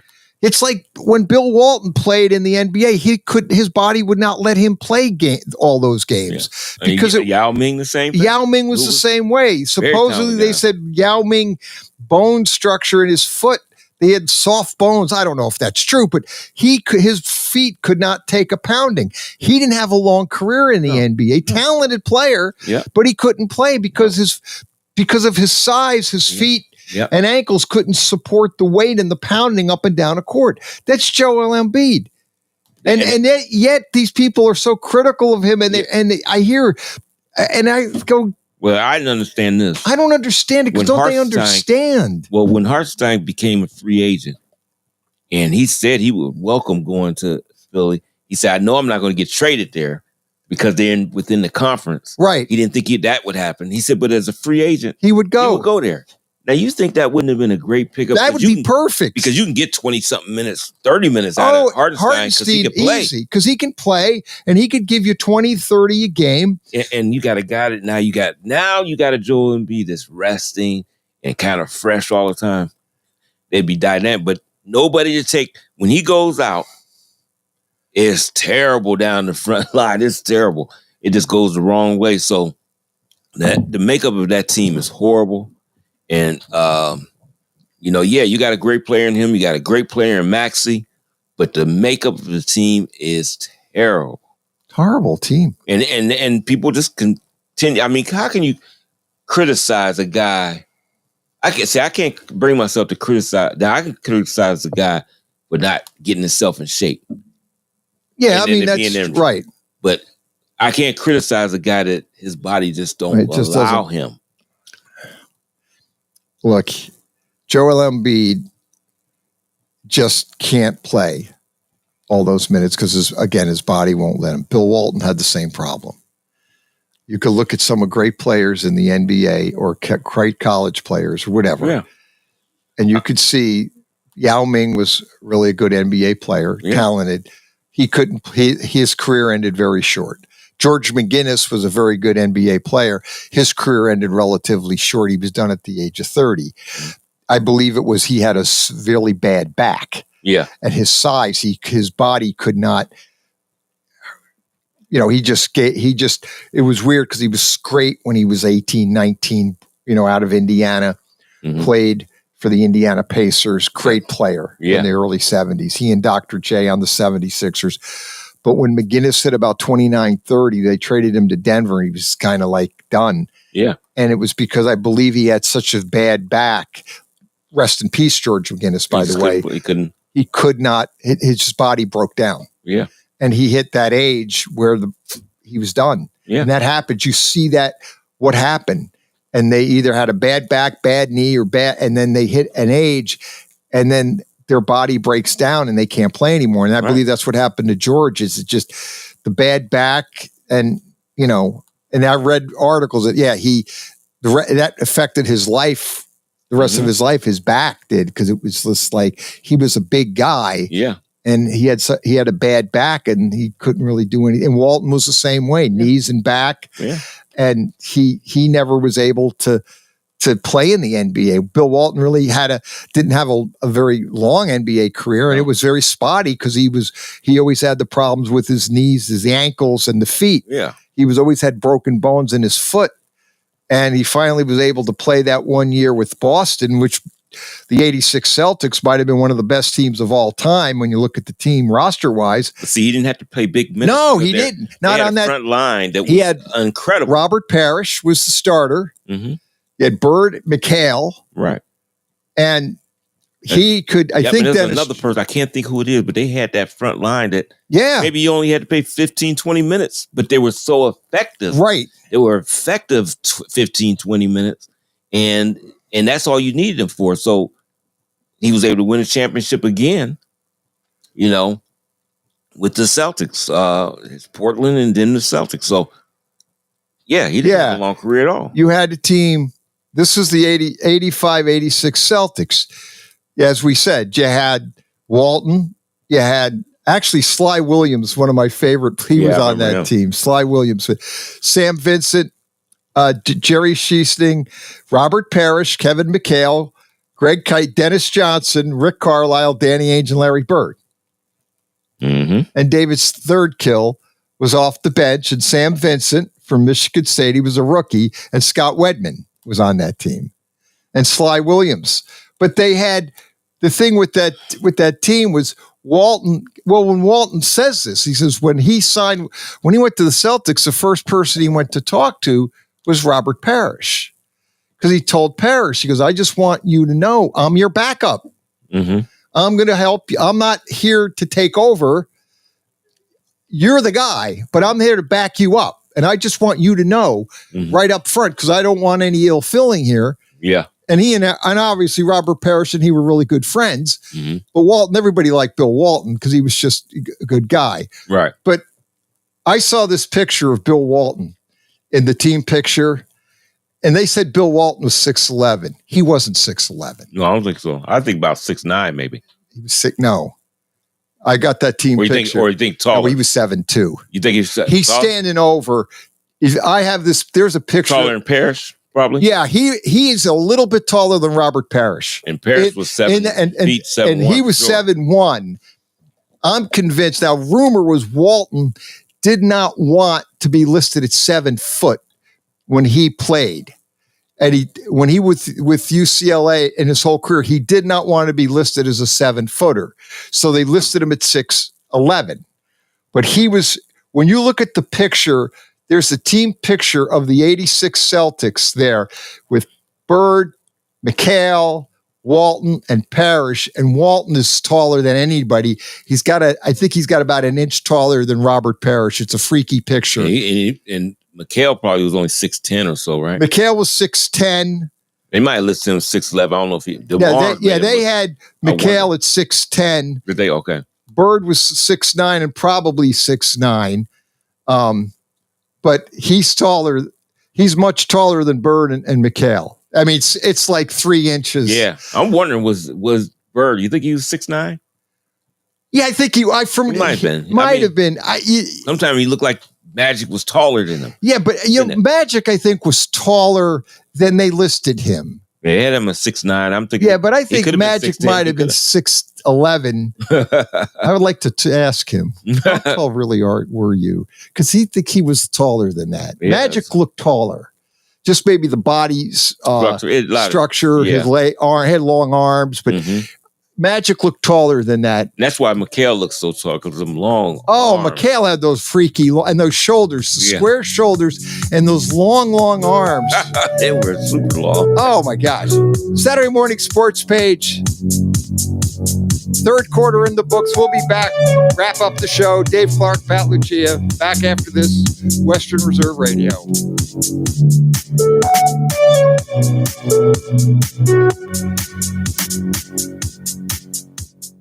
Welcome to Calvin's Barbershop. You all got to see this. I don't even want to know what you're looking at on that phone. Well, you should. I was learning about the dangers of high blood pressure and that we need to get ours checked regularly. High blood pressure can increase the risk of heart attack or stroke, but this text program can help keep it at a healthy range. Just text Barbershop to 97779 to sign up. I'll get right on it as soon as I'm done with this baby panda video.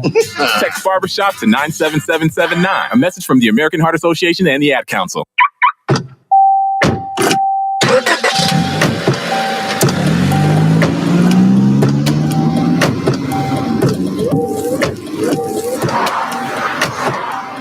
Driving has a rhythm all its own. Don't wreck it with a text. Before you get behind the wheel, silence your phone. Or better yet, designate a texter. For more text-free driving tips, visit stoptextstoprex.org. Brought to you by the Ad Council and the National Highway Traffic Safety Administration. WWE superstar Alberto Del Rio. Take 1. Behold the angry giant. Try it again, Alberto. Behold the angry giant. Perfect. Good luck tonight. Behold the angry giant. Yay! Read me another one, Dad. This is WWE superstar Alberto Del Rio. It only takes a moment to make a moment. Take time to be a dad today. Visit fatherhood.gov. Brought to you by the U.S. Department of Health and Human Services and the Ad Council. So why do teenagers play high school sports? My reason why is a sense of purpose. My reason why is to inspire others. One reason student athletes seldom mention is to get an athletic scholarship. They know that only 2% of all high school athletes are awarded a sports scholarship. So why do they play? My reason why is friendship. Tell us your reason using the hashtag #MyReasonWhy. This message presented by the NFHS and the Ohio High School Athletic Association.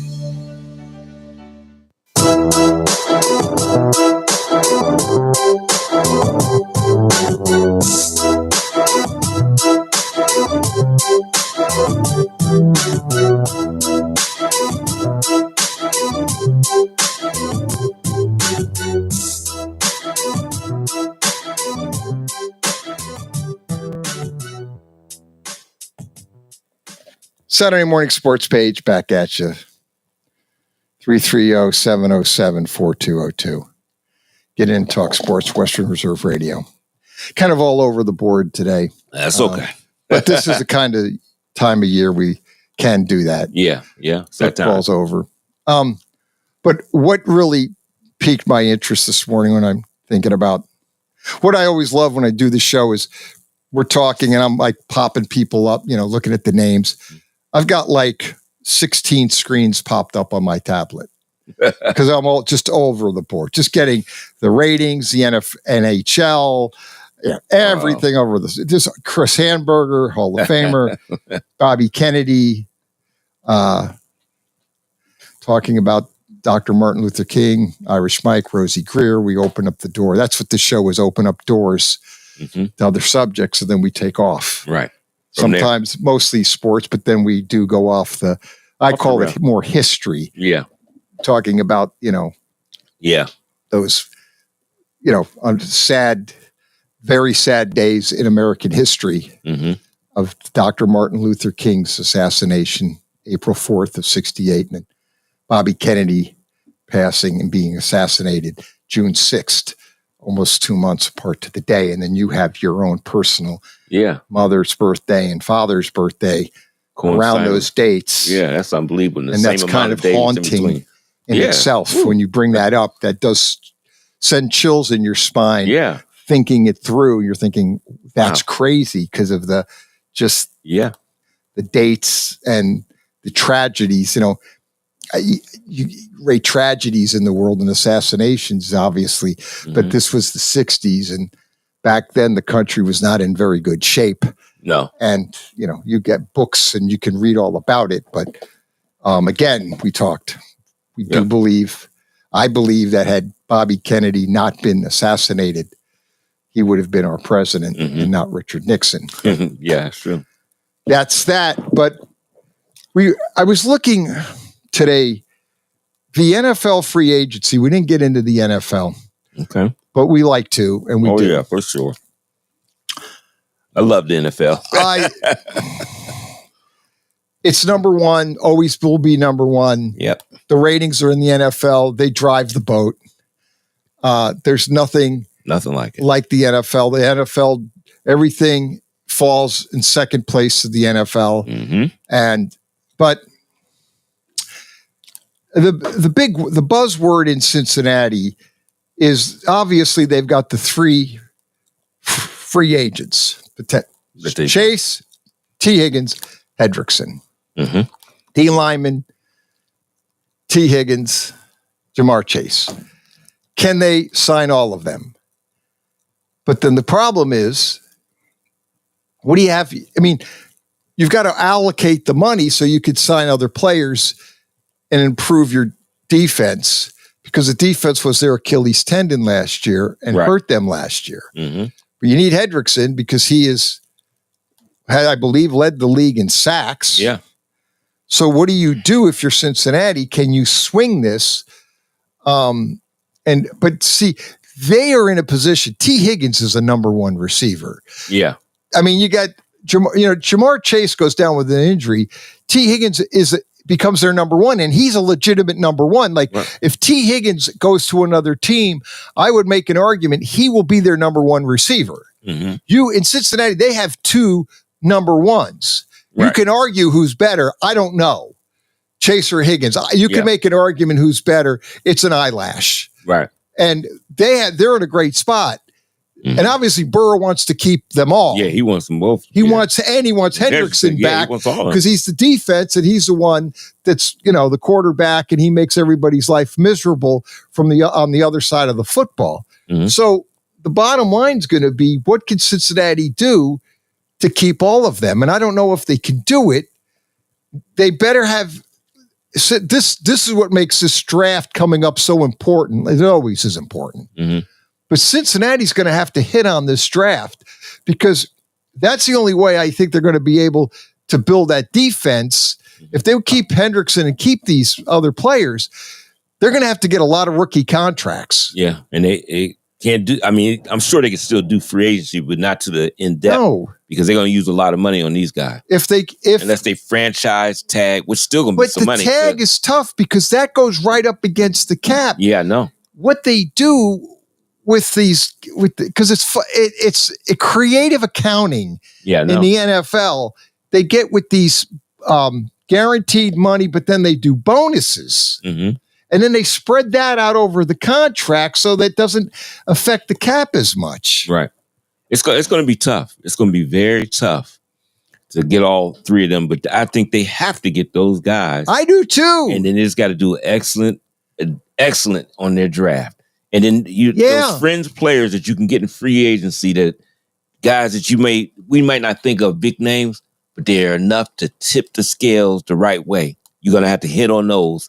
And then you can really put a roster together that has a Super Bowl run in it. That's what they need. Yeah, that's those what they got fringe guys, especially the defensive side of the ball. If they could keep Higgins and Chase, I tell you, call up Brad Holmes and ask him how to do it, because he's the guy that went to Detroit and did that. Got fringe guys, put them in there. That's the creative part. Goodness, that's the difference on teams. Yep, is how they do that. Yeah, I don't know how he did it. He put a great team together. But that's how you do it. Very quickly. You put it quick. That's what the Giants can't do.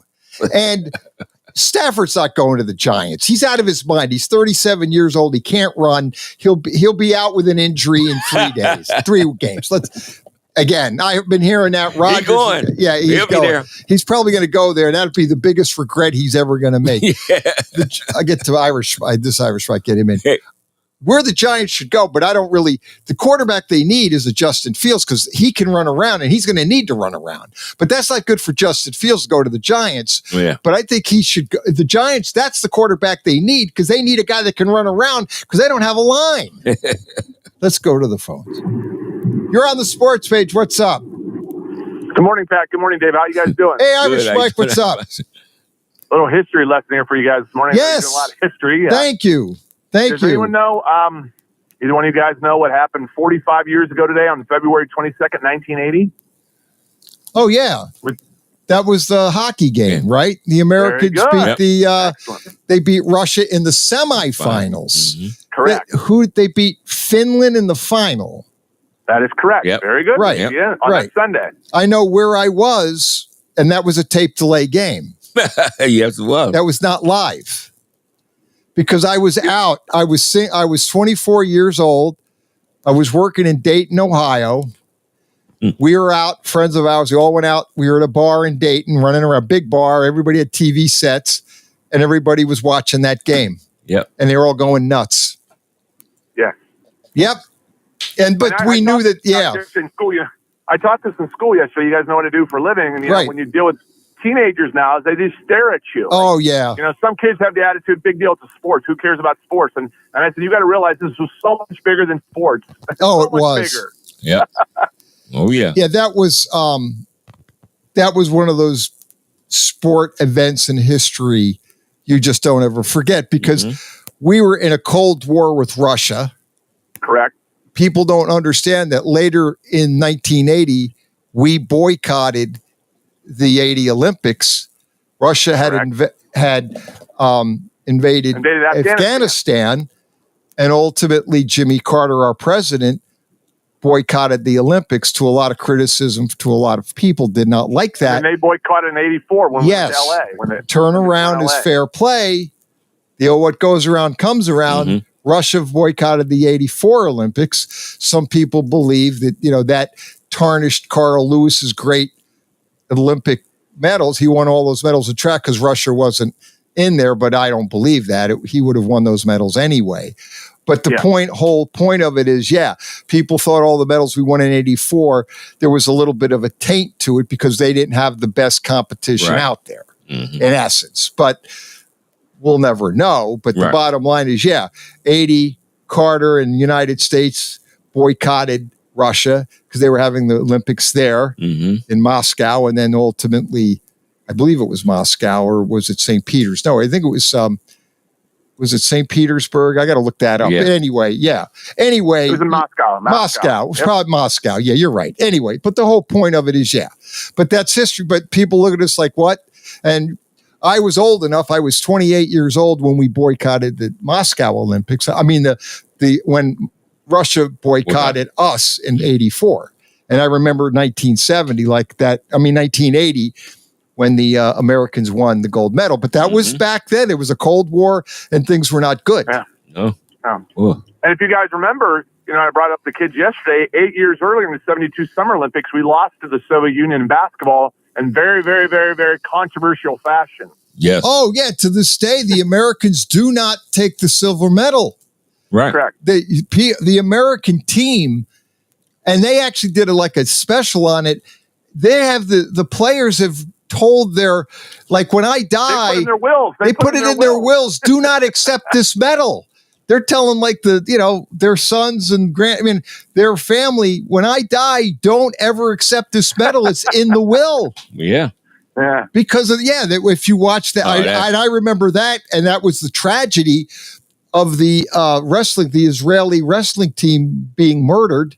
Yeah. And they had that tragedy in 1972. Yeah. Spitz had all the he won all the medals in swimming, and then we got basically screwed in basketball. Oh yeah. By the referees. Oh, that was terrible. That was one of the worst ever. And they talk about it today. Mm-hmm. And I guess again, our players will never take those silver. There's still silver medals are still sitting somewhere in a vault. In a vault in Munich, Germany. Yeah. You're correct. In a vault in Munich, Germany. Yeah. Yeah. You know you were cheated in that one. Yeah, you knew you were cheated. You won the game. Mm-hmm. Yes. That was terrible. And, you try to, you guys are a little bit older than me, but the fact is, we were taught in schools, right, not to like the Soviet Union, to be anti-communist. That was taught in school. Oh, yeah. No, it was. They don't understand that today. They just stare at you. Yep. No, that's right. They act like you have a third eyeball, and you're like, you don't understand. Oh, yeah. No, we were growing up. That's right. Yep. Oh, yeah. The Soviet Union. That's right. You did not like the Soviet Union. The communists. Root for East Germany. You didn't vote for. You didn't root for Soviet Union. You didn't root for Czechoslovakia. Any of those communist nations. We were taught not to do that. You were taught not to do it. Yeah. No, that's so true. Yeah. The Eastern Bloc countries that were under Soviet Union control. Right. Yeah. But the Soviet. That's right. You go back and start looking. We know it because we lived it. The younger, obviously, your students look at you like, "What the heck are you talking about?" Like you're. I remember I was at a high school basketball game at Girard, and the PA announcer came on because I said, if you guys remember correctly, that hockey match, the game started about 5:30 p.m. Yeah. And we were such an underdog. It was pool play. We were 4-0-1 in pool. They were 5-0. We had played them an exhibition game about 2 weeks earlier, and we lost 10-1 in an exhibition game. In Madison Square Garden. We were the underdogs, and they didn't want to show it on live TV. They said, if you want to watch it, it'll be on tape delay starting at 9:30 p.m. on tape delay. That's right. No, that's exactly right. Yep. Because I remember, and I remember watching the game. We lost 10-1. And that was on national TV. I believe they played that at Madison Square Garden, I think. And I remember watching that game. And then you're right. What happened is, since we got drilled so bad, they didn't want to put it on primetime TV because they figured, well, we don't want to show such an embarrassment on primetime TV again. So they figured, and we had no chance at all of winning that game. And you're right. They put it tape delay, but a lot of people knew we had won because they had it on the radio. Mm-hmm. Correct. Yes, Yep. and the PA announcer announced it. And the whole crowd on both sides, the visiting West Branch Warriors and Girard fans start chanting USA, high fiving each other in the gym. The game stopped. They actually stopped the game for 30 seconds, and people were pumping their fists and getting all excited. I go, you guys don't get it. And I said, the other thing, Dave, is when communism collapsed in the late 80s, early 90s under President Reagan and President Bush. Right. I said, if you remember. I said, you understand, these were the Russians had some of the best players in the world. They were not allowed to leave the Soviet Union because they're a form of government. And so when they were finally allowed to come to the NHL for the first time in the early 90s, I said, this was like a bidding war. These were some of the best players in the world. Right. It would be like Michael Jordan, LeBron James, and Kobe Bryant all being free agents at one time. Yeah. Saying, we're going to the highest bidder. These teams were falling over each one themselves to get these guys on their roster. Yep. That's right. That's so true. You had great. Because they were some of the best players in the world. Yeah. Mm-hmm. That's right. The hockey players, Russia did. All those players over there were considered great. Well, now that you bring that up, I'll bring up another great fighter, a heavyweight fighter of all time, who wouldn't leave Cuba, but America wanted him, was Teofilio Stevenson, the heavyweight. Right. Who was in the Olympics back there. He's big, about 6'5", 6'6", long arms, reach, and no one could touch him. He had that long reach. He just hit people and knock them down and out. And back then they wanted him over in America, and they were offering him all kinds of money, but he wouldn't leave Cuba or Castro to come over. Right. Correct. But they kept saying, but if you come to our country, you'll be the heavyweight champ. And, obviously 72, he could have fought Ali. I mean, all these people are thinking he could fight all our great heavyweights, Frazier, Ali, and stick him in there, but he wouldn't leave. Right. And they were saying, but if you come here, we can get all these fights lined up, and you could be a multi-millionaire easy because we could, people would pay per view that fight and watch Teofilio Stevenson fight either Muhammad Ali or Joe Frazier, or George Foreman, and he was, I believe, only 22 years. Stevenson was 22 years old in 72. He's in his prime. Right, he'd been like that would have been insane. For boxing, if he would have come over to our country and fought all our heavyweights. Yeah, it'd have been a tough go for him, though. Oh, yeah. Because that era he of heavyweights were unbelievable. You could say that might have been the greatest era in boxing for heavyweights. You go way down the ranks. Right. And these guys were still, you don't want to fight some of them. that was a great era of boxing. That was a great era. But that just, like I said, we're talking about, players and Olympic great players, like you brought up all the hockey players when the Soviet Union basically went away, collapsed, and you had then all the NHL players raiding all those players to come over here and play. Yeah, that's how it was. Yeah, unbelievable. But I was just thinking, go ahead. I haven't got to yet in this. We're talking blending in sports and.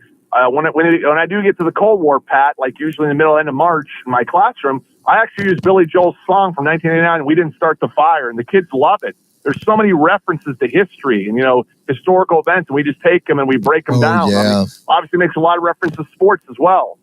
California baseball, when both the Dodgers and Giants moved to San Francisco and LA in 1958. And Just there's so many things you can take a song that they like and they're entertained by. From 40 years ago and say, hey, I can learn from this. Events that happened 35 years ago, a song that at least they're entertained by. Now, the other faculty don't like it because they go around and sing the song all day. And they say, that's all they do is sing that song over and over again. Yeah, but that's great. Song is, because that's really when you listen to the song, that gives you the 50. That's when Billy Joel basically grew up. In that era, 50s, 60s, and 70s. I believe he was born in 49. 49, he was born. His generation inherited the Cold War. They didn't start, they inherited it, whether they wanted or not. Basically, we did the best we could. Right. He grew up basically in the middle of the Cold War. He's considered a boomer. He's a baby boomer. Dave and I are considered, we're boomers. Yeah. And we can relate to Billy Joel because we kind of grew up a little bit later. We grew up in the 60s more and 70s, but more 60s. Billy Joel was more 50s. But you're right. For the record, and I also do a lot. I do a lot with the civil rights movement in that song as well. So I blend it all together. To make a one big lesson in regards to that time period in American history. David Halberstam wrote a great book about the 50s. If you're ever interested in picking up a great book to read, unbelievable book about the 50s. David Halberstam, great author, wrote a great book about the Portland Trailblazers, the breaks of the game, I believe. Great author, has since passed, but a great book about the 50s. Stevenson, the fighter from Cuba, I was a little off. When he won the gold medal in 1972, he was 20 years old, not 22. He was born in 1952, which means if he'd come over in this country, he would have been a young heavyweight, and he would have been able to fight our heavyweights. It would have been fantastic. Yeah. Oh, yeah. That would have been unbelievable. He would have been, like I said, the younger side, and that would have been sparking all the interest. He fighting either Joe Frazier, Muhammad Ali, Ron Lyle, Ernie Shavers, some of those real mean dudes that could hit. Goodness. Like those guys were just. I think there was that fight. Was it Ron Lyle and Shavers or Ron Lyle? And they fought. They fought, and they just literally Ron Lyle and George Foreman. Yep, That was the one. Foreman and Lyle just sat there. I forgot how many knockdowns there was. They had, and they just sat there and they just threw. There was no box. There was no really boxing. It was like, I'm going to hit you. You're going to hit me. Who's going to go down? Those guys just teed off on one another. I never saw a fight like that in my life where those guys just got to the ring and say, okay, let's go at it. Every punch. Yep. Mano hand. And they were whacking one another, kept knocking one another in the face. Like, okay, who's going down next? But that was boxing back then. But like I said, it was great. It was unbelievable back then. But like as you were saying, Irish Mike, you being the history teacher, honors history, and you've got all these, you bring up all these great, Yeah, it's great stuff. Fantastic. Hey, do you guys remember a couple years ago when the Cleveland Guardians were playing and Jose Ramirez and the shortstop, Tim Roberts, and the White Sox got in a fight right at second base? Remember they bumped each other and started fighting? And Tom Hamilton did that legendary call when he, down goes Roberts, down goes Roberts. Right? And to the kids, I said, Howard Cosell once said, down goes Frazier, down goes. Yeah. Like, they have, when they see it, they're laughing, but they don't know what they're laughing at. You know what I mean? Because right. Sometimes younger people, I know you guys know there's things that happened way before you were born that you learned about, and you had an appreciation for. So sometimes younger people don't get those experiences like we did growing up as far as learning about history and understanding history. Right. Absolutely. And that's the thing. Do you know this? And this surprised me. That Teofilio Stevenson died. I didn't realize this as we're talking. He was 60 years old. He died in 2012. As I was looking through this, and I was thinking, that's unbelievable. He was such a great fighter. Mm-hmm. And he only lived to the age of 60. He died June in 2012. Man. That's incredible. But he had that long reach. I remember him in that 72 Olympics. And he just, who was that fighter that he beat? American fighter. And I can't think of the guy. I have to go back and look. And it was sad. And he just beat the American fighter so bad. The guy I got to look him up who he was. And it just, Stevenson would have been an incredible heavyweight. Had he come over, but he didn't. But getting back to, like you were saying with history and all of the other, like with Billy Joel's song and the eras, and we were talking a little bit about that earlier, like basketball in the 50s and how you can't compare eras. Mm-hmm. Dave brought this up, and we should not, because even Willis Reed said this. They interviewed Willis Reed one time years ago when he was with us. He has since passed too. But he was, I think at the time, a coach or a GM of the Nets. Oh, Dwayne Bobbitt was the boxer that Stevenson beat in 72. He hit him, I think, in the throat and third round knockout. I remember that, and they had to stop it. But going back, anyway, Bobbitt was a pretty good American fighter. He just couldn't hang with Stevenson. He was not even in that remotely class. But getting back to Willis Reed, Reed said that. They asked Willis Reed, how would you compare Willis to these centers today? And he said, it's just not fair to compare eras. I don't know how I would play against these because it's a different era. The game is different. The players are, bigger, they're stronger, but I just don't like to compare an era. I played with Russell against Russell and Chamberlain and Nate Thurman and some of those great centers, and we mixed it up and, we won our 2 titles. But I can't compare these guys today to when I played. Right. You just can't compare the eras. It's like people with Babe Ruth. People don't understand how great a baseball player he ever was. What he did back then. Yeah. No, he had more homers than entire teams had. Yeah. And then, and you got to think of all the things back then. They didn't have, he didn't train. He didn't really train. That's why he looked like a guy that was just got out from the table and came to play. Right. I mean, or the Barstool, Dave Clark, or the Barstool. Or the Barstool, absolutely. I look at Jim Brown, who's a guy that worked out like crazy. Oh, yeah. But that was under those conditions. Right. Wonder if he had the workout facilities of today with the same work ethic. Right. what kind of monster would he have been? Right. We don't know, though. We don't know. But that's why you don't compare it. I never compared. Jim Brown was the greatest running back of that time. Era. Right. Yeah, and he's one of the greatest. I always say that because Barry Sanders is one of the best running backs I've ever seen in my life. Right. In the short career of Gale Sayers, what a running back that was. The knee injury derailed his career. I mean, so you got different areas. You just can't do it.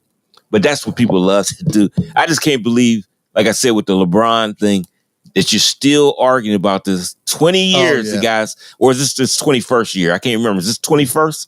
It could be 21st year. Yeah, and people are still arguing that since he came in as a rookie. That tells you got too much time on your hands to be on social media arguing about who's better and getting. I mean, guys get really upset. Oh no, they do. Yeah, it makes me think they need some help. Right. I was psychological help. They had a picture of Kareem, his rookie year. Yeah. And they had it in and his numbers against the players. And it was, I could call him the GOAT. He was under Lou Alcindor then. Yes. But people don't know this because I wrote Kareem's rookie year and some kids said, well, he was Lou Alcindor. No, he wasn't. Kareem changed his name in 1968 when he was at UCLA. Yep, they just wouldn't accept that. He went public with it after the 71 season. 70-71, after that he became Kareem Abdul. Right. But he was Kareem Abdul-Jabbar back in 68. Right. Just changed. He just going. There's a lot of different things he had to go through channels to bring that out. Yeah, to bring that out. But he didn't want to do it at that time. Right. Absolutely. Yep. There you go. Oh, hey, there's Pat, the music. Dave, have a great weekend. Enjoy your weekend. All right, you too. Mike. Dave Clark, thanks for coming in. As always, do it again next week. Got a lot. We didn't even get to the NFL. We got so much to do. We'll get it next week. UFL get us going. There you go.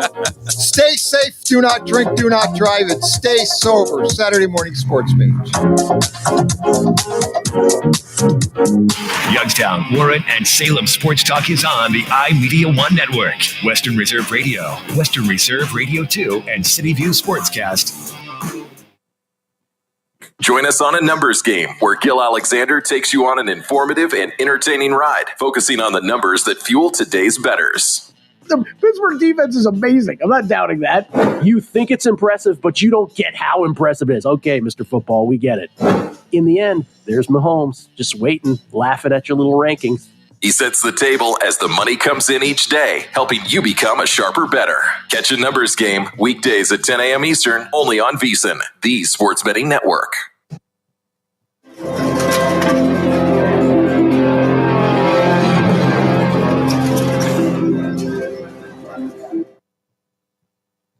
This is VSiN, the sports betting network.